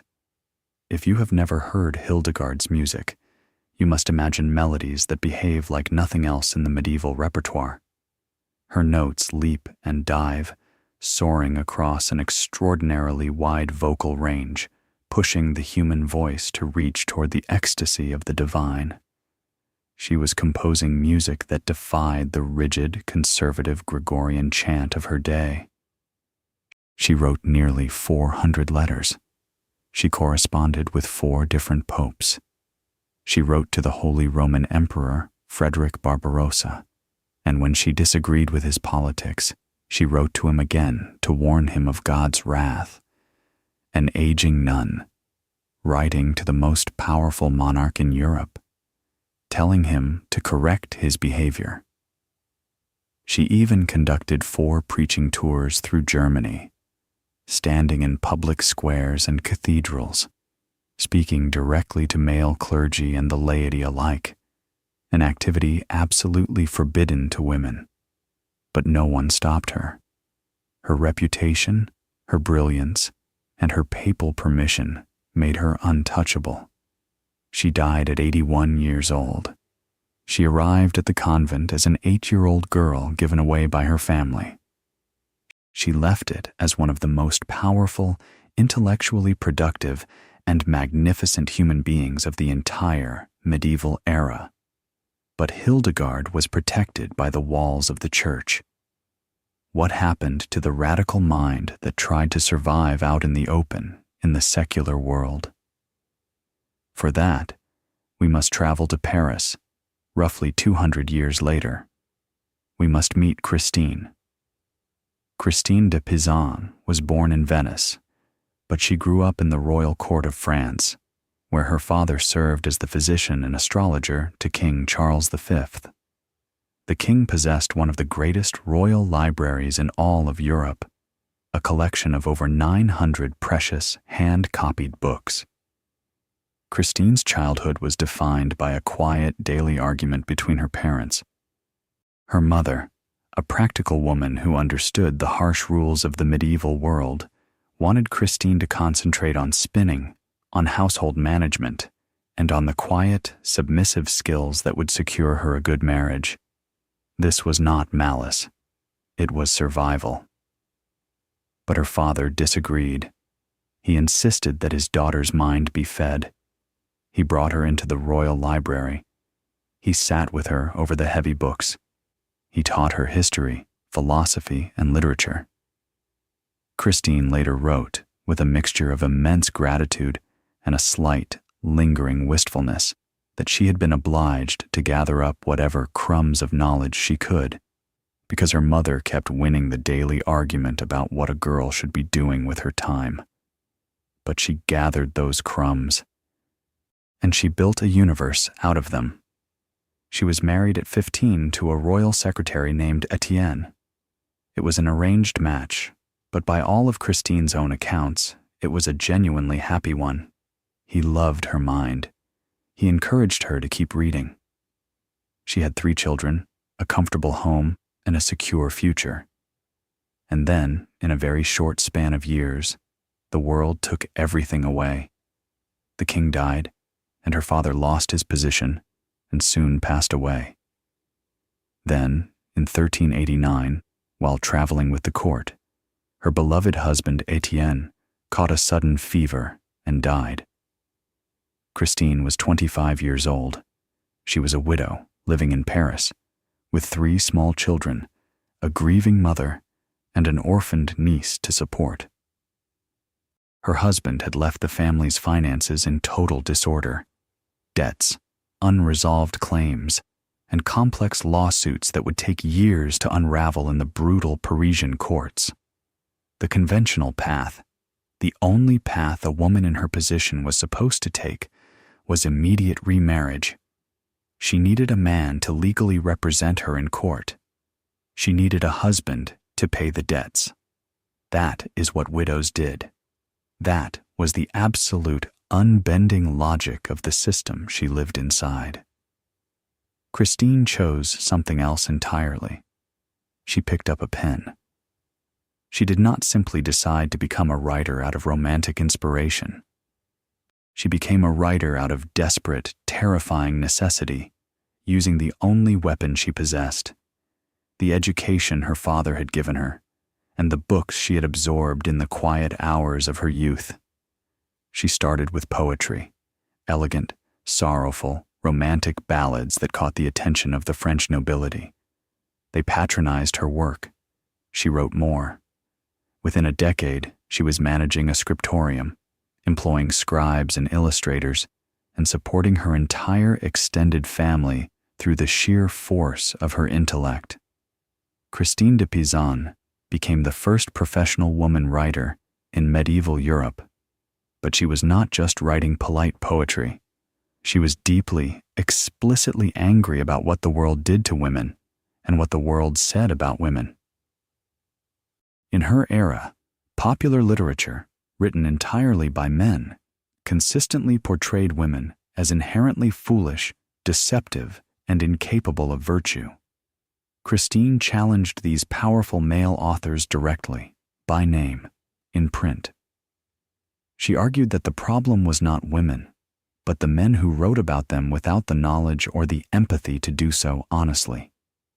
In her masterpiece, The Book of the City of Ladies, she built an allegorical fortress of words, a city built entirely by and for women, populated by the great female figures of history and mythology, proving piece by piece, argument by argument, that the female mind was just as capable, just as rational, and just as virtuous as the male.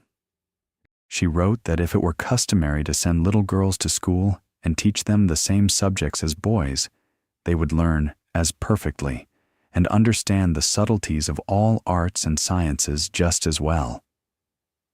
She was not speculating. She was writing from the absolute truth of her own lived experience. Hildegard and Christine are the famous ones, the ones who left books behind. But for every Christine, there were 1,000 unnamed girls who found their defiance in quieter ways. The girl who memorized the shape of the letters while pretending to sweep the floor. The girl who sat through her mother's lectures on modesty, nodded politely, and then went out to the village square to talk to exactly whoever she wanted. The girls who bent the rules until they nearly snapped, living in the margins of a society that tried to write them out of the main text. They were there. They were always there. But as fiercely as their minds burned, they were still living in a physical world that was incredibly, terribly fragile. A world where the body was always vulnerable and where a shadow moved constantly across the landscape of every childhood. It is time we look into that shadow. Because to understand her courage, we must finally understand exactly what she was afraid of. There is a lullaby that has survived from 14th century England. It is not like the lullabies we know today. It is not designed to whisk a child away into a world of sugar plums and soft clouds. Instead, it carries a strange, haunting honesty. The lyrics go something like this: "Child, thou art a pilgrim born in sin. Thou wanderest in this treacherous world. Look ahead. Death is hiding around a dark corner, ready to cast down the kin of Adam. Child, thy days are numbered, thy travels planned. Whichever way thou goest, north or east, death shall happen to thee with bitter misery." Imagine a mother singing those words, her voice a low, rhythmic hum in the dark as she rocks her daughter to sleep. Tonight, as we sit in the quiet of the present, I want to talk about that shadow, because any honest account of growing up as a girl in medieval Europe must acknowledge that her childhood was conducted in the constant, intimate company of death, not as a dramatic, distant theme, but as a daily, ordinary, and unavoidable fact of life. Let us look at the reality through the lens of numbers first, though the numbers can never truly capture the weight of a single heart. Historians of medieval childhood estimate that somewhere between 400 and 500 children out of every 1,000 born did not survive to see their 10th birthday. Let that settle into the quiet around you. In a typical village of 30 families, the chance that any given child would reach adulthood was roughly 50%. 25% of infants did not survive their first year. These were not just abstractions in a ledger. These were siblings. The baby who was there at breakfast, wrapped in linen, and gone by nightfall. The brother who fell into the village well, a common tragic accident recorded in the coroner's rolls. The sister who developed a sudden burning fever in the middle of a freezing January and simply stopped breathing. A medieval girl growing up in the 14th century would almost certainly have lost at least one sibling in her childhood. She would have watched her mother nurse sick children through the night with nothing but herbal teas and the sheer desperate force of prayer. She would have stood at the edge of the parish churchyard in the rain and watched a small wooden box lowered into the earth.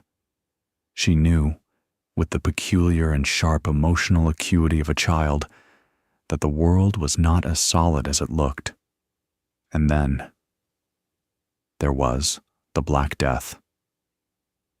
If the ordinary mortality of medieval life was a constant shadow, the Black Death of 1348 was a total eclipse. It arrived in Europe carried on ships from the East, a silent, invisible killer that swept through the population with a speed that defied human understanding. In some villages, half the inhabitants died. In great cities like Florence or London, the streets grew silent as the plague took more than 50% of the people. Archaeological excavations of plague pits, massive hurried burial grounds, have revealed a devastating truth. In some areas, nearly 88% of the victims were children. Imagine being that girl in 1348. You watch the fabric of your community, the network of care we have spoken so much about, begin to tear. You watch neighbors grow afraid to help neighbors. You hear of parents dying and leaving children with no one to stir the pottage. You might go to bed with your parents alive and wake to a silence you have no framework for. You might see the dark swellings on a younger brother's neck and know, by the terrified look in your mother's eyes, exactly what it means. The chroniclers of the time struggled for language. They spoke of the living being insufficient to bury the dead. But for the girl who survived, and many did, the experience left a permanent mark on the landscape of her interior life. The possibility of sudden, total loss was no longer a story told by the priest. It was the air she breathed. How did a child make sense of this? How did she keep walking through the mud and the fields, or through the stone corridors of her convent? The medieval world did not shield children from death, not because parents were indifferent, but because in a world this proximate to the end, shielding was impossible. Instead, they gave children a vocabulary for it. They taught them the ars moriendi, the art of dying. Children were told, explicitly and early, that they would die. They were encouraged to think about it, to prepare their souls, to understand what the church taught about what came after.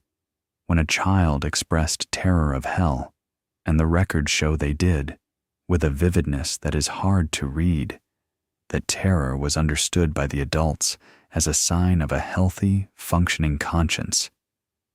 But the same framework that produced that fear also produced a theology of heaven that was startlingly bright. Accounts survive of children near death who described visions of paradise with extraordinary specificity. They didn't describe a vague, golden light. They described a reunion. They spoke of traveling over mountains and seas to a place where their deceased siblings were waiting for them, singing, playing, and wearing white. They imagined heaven as a community, a place where the broken threads of their childhood were tied back together. The dead siblings were not gone in the modern, final sense. They were simply ahead on the road, waiting in a house where the fire never went out. And yet, for a girl, there was one fear that belonged uniquely to her. A fear that sharpened as her body changed, as she moved toward the marriage machine. Childbirth. Medieval women did not view labor with stoic indifference. They were terrified of it. They wrote their wills before their first delivery. They prayed to Saint Margaret, the patron saint of expectant mothers, clutching small relics or slips of parchment with holy verses. A girl grew up watching this. She sat in the lying-in room with her mother or her neighbors. She heard the screams. She saw the midwife's blood-stained apron. She knew of the woman in the next village who had died, leaving a healthy infant, but an empty chair at the hearth. This gendered knowledge of the body's vulnerability was the final lesson of her education. It was the shadow that sat at the end of the marriage negotiations. To be a woman was to be a person who walked repeatedly to the very edge of life and death. But here is the most remarkable part of her story. She was not broken by it. The medieval girl, living in this landscape of ordinary and extraordinary loss, still played. She still laughed. She still worked with a competence that saved her family from hunger. She still sought out books and whispered secrets to her friends. She invested her love in siblings who might be taken. She planted gardens she might not live to harvest. She nursed others with a tenderness that defied the darkness around her. Her courage was not the loud, clashing courage of a knight on a battlefield. It was a quiet, persistent, daily courage. The courage to be alive and to stay soft in a world that was incredibly hard. She was a pilgrim, just as the lullaby said, but she was a pilgrim who knew how to find the light. Time is a wheel, and in the medieval world, that wheel turned with a relentless, physical inevitability. The girl we watched playing with clay pots in the dirt, the girl who learned to spin while walking through the fields, the girl who stood in the echoing church and was handed over to a husband. She has grown. She has crossed the threshold. And now, we find her standing at the very edge of the most perilous, profoundly transformative experience of her entire existence. She is about to become a mother. To understand what this moment meant, we must understand the physical and emotional architecture of the medieval birthing room. When her time drew near, a medieval woman went into what was called her confinement, or lying in. For a noble woman, this meant retreating to a specific chamber in the castle. The heavy wooden shutters were pulled closed. Thick woolen tapestries were hung over the windows and the doors to block out any drafts and to symbolically separate this space from the outside world. The room was kept artificially warm, dominated by the steady, glowing embers of a large hearth fire. For a peasant woman, the scale was smaller, but the principle was exactly the same. The one-room cottage was sealed as tightly as possible against the damp English cold. This room, whether in a palace or a mud-walled hut, became a sanctuary, a cocoon, a space temporarily completely disconnected from the rules, the men, and the hierarchies of the ordinary world. Because the moment her labor began, the men were sent away. Husbands, fathers, priests, and physicians were banished to the other side of the heavy wooden door. The birthing room was an exclusively, fiercely female domain. Listen to the sounds of this room. You do not hear the clanking of armor, or the harsh shouting of the market, or the tolling of the heavy church bells. You hear the crackle of the fire. You hear the bubbling of water in an iron pot. You hear the rustle of clean linen. And above all, you hear the low, steady murmur of women's voices. As soon as her pains began, a message was sent out through the village or the castle corridors. And the women came. They left their spinning. They left their cooking. They came in the middle of the night, walking through the snow or the summer rain, carrying whatever they could offer. In medieval England, these women were known by a specific name. They were called her god-sibs. Sib meant a sibling or a relative, and god referred to the spiritual bond between them. Over centuries, that beautiful word, god-sibs, meaning spiritual sisters, corrupted in the English language into the word gossips. Today, we use that word to mean idle, malicious chatter. But in the Middle Ages, your gossips were the women who stood by your bed while you faced death. They were your lifelines. Imagine her lying there. She is terrified. She knows the statistics, not from books, but from her own life. She knows the women who did not survive this room.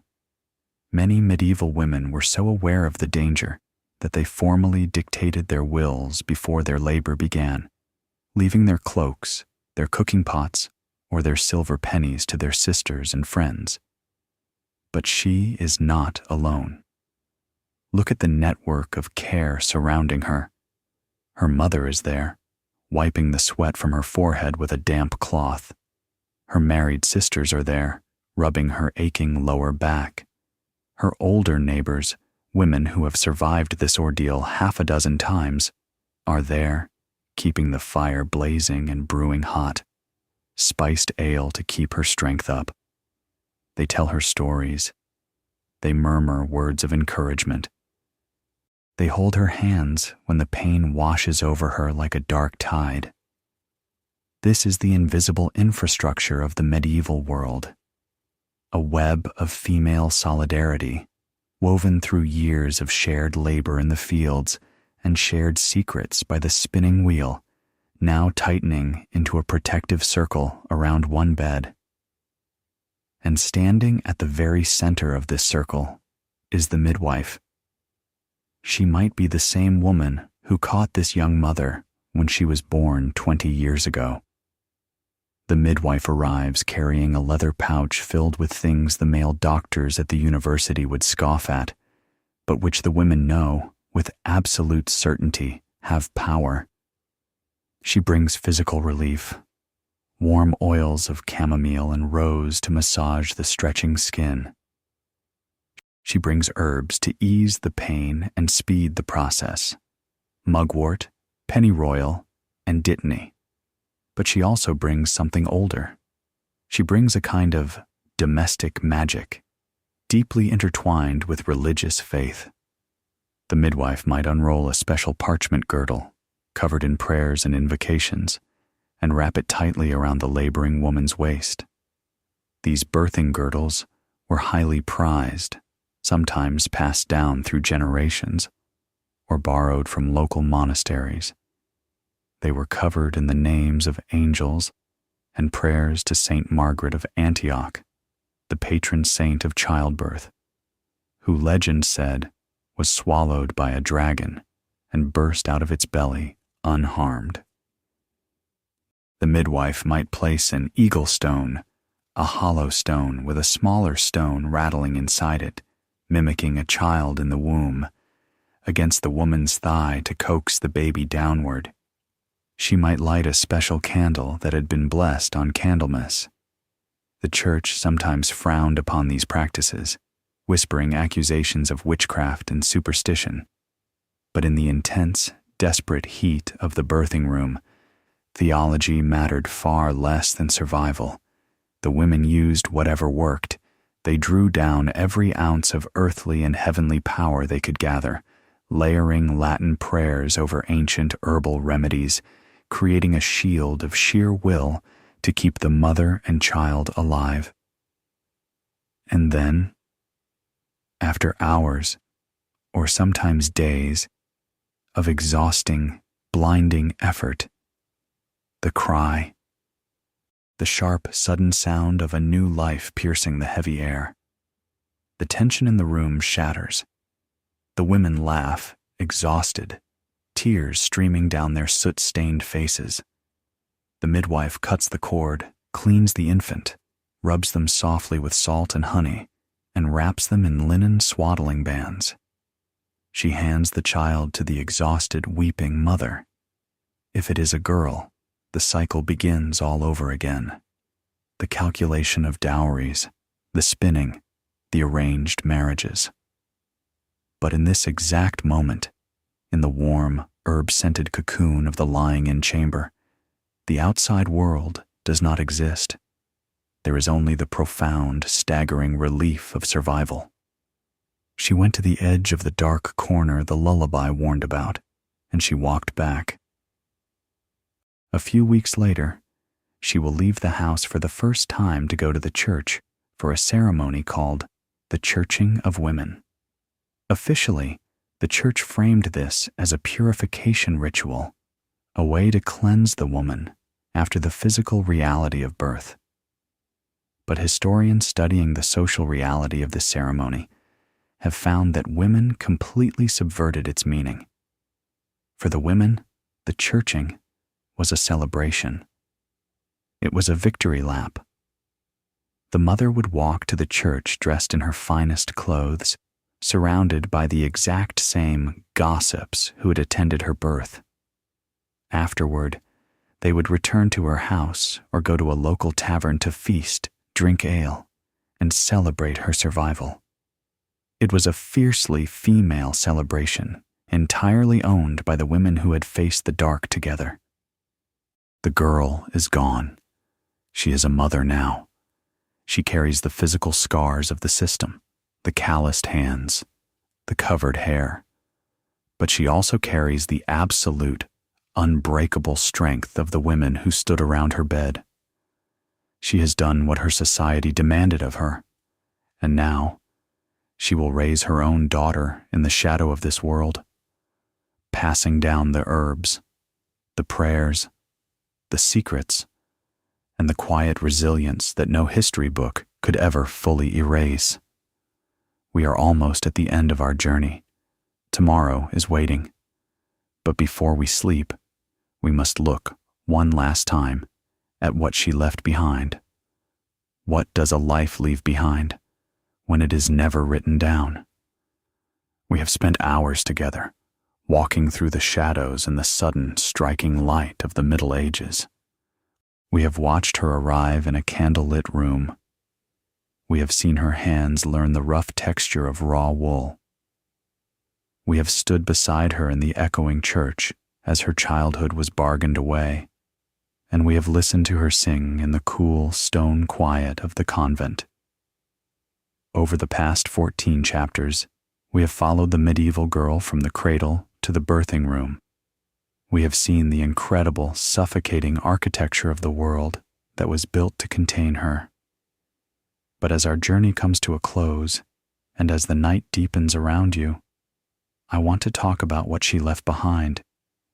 Not the queens, not the famous visionaries, the unnamed ones. The millions of ordinary girls whose lives shaped the world we inherited, without ever leaving a single line of ink in the historical record. There is something I think about often. Somewhere, buried in the dark, damp earth of England or France, beneath the paved roads and the modern cities, lie the tiny clay pots and the wooden spinning tops we spoke of hours ago. They are, in the most literal sense, all that remains of thousands of individual childhoods. The girl who played with that clay cup is gone. Her name is lost. Every word she ever spoke, every laugh, every moment of fear she felt in the dark, has faded into the long silence of time. But the toy survives. And if you think about it, that toy is a kind of testimony. It is evidence that she was here, that she played, that someone in the harsh, demanding world of the 14th century took the time to shape a piece of clay for her because they wanted her to have something of her own. For most of the past several centuries, the history of the medieval girl has been treated as a footnote, an appendix, a small box checked at the end of a long chapter about the men who built the cathedrals, fought the Crusades, and wrote the philosophy. She was there in the background of the illuminated manuscripts, holding the distaff, standing beside her husband, kneeling in the church. But she was scenery. Modern historians, however, have been digging. Patiently, brilliantly, they have sifted through the coroner's rolls, the manor court accounts, the wills, and the archaeological dust. And what they have found is not scenery. They have found a world populated by complete, complex, irreducible human beings. Women who thought carefully about their situations. Women who made choices within constraints, sometimes terribly narrow constraints, and who sometimes found ways to push those walls just a little bit further out than they were supposed to go. they found women who formed relationships of extraordinary depth and durability, who built communities that the official record never recognized, who passed knowledge about bodies, about plants, about how to manage a difficult harvest and a difficult world, hand to hand, woman to woman, across generations in an unbroken chain. That chain connects to us. It is not romantic to say so. It is a factual reality. The food preserved in certain ways, the children raised in certain patterns, the deep, quiet resilience required to keep going when the circumstances argue against it. All of that moved forward. It did not vanish. It transformed, generation by generation, into the foundation of the world we live in now. They built the foundation. They simply did not get to see the building. I want to leave you with one final image, not a famous moment. Just a moment I have assembled from everything we have explored together. It is evening. The sun has gone down over a small village in Europe. The air is cooling, carrying the scent of wood smoke and damp earth. A girl of about 12 is walking home across a harvested field. She has been working since the morning. Her hands are calloused. Her shoes are muddy. There is a specific ache in her lower back, the kind of ache that comes with hard work and a body that is growing into something new. We do not know what she is thinking. The historical record cannot reach into the quiet of this field. But we know she is thinking. Perhaps she is thinking about the bread waiting by the fire. Perhaps she is thinking about a boy she noticed in the village square. Or perhaps she is thinking about a private dream, a quiet anger, a wish that the world has given her no road toward, but that she has not yet surrendered. She reaches the edge of the field. She pushes open the low wooden gate. She walks toward the warm, flickering light in the cottage window. And she steps inside. She was not waiting for rescue. She was not a passive victim waiting for history to save her. She was living, fully, imperfectly, sometimes defiantly, and always with a profound, quiet courage. She was there. She has always been there. And now her day is done. The spinning wheel is still. The fire is banked down to glowing embers. The heavy doors of the castle are locked, and the convent bells have rung their final note for the night. It is time to rest. If this journey has given you something tonight, a moment of connection across 8 centuries, a thought that stays with you in the quiet, then we have done what we set out to do. Let the history fade now. Let the sounds of the medieval world, the clattering carts, the distant choirs, the rustle of linen drift away into the dark. They have survived. They have endured. And now they are sleeping. And so can you. Let the quiet surround you. Let the long, unbroken line of history carry you safely into tomorrow. Sleep well.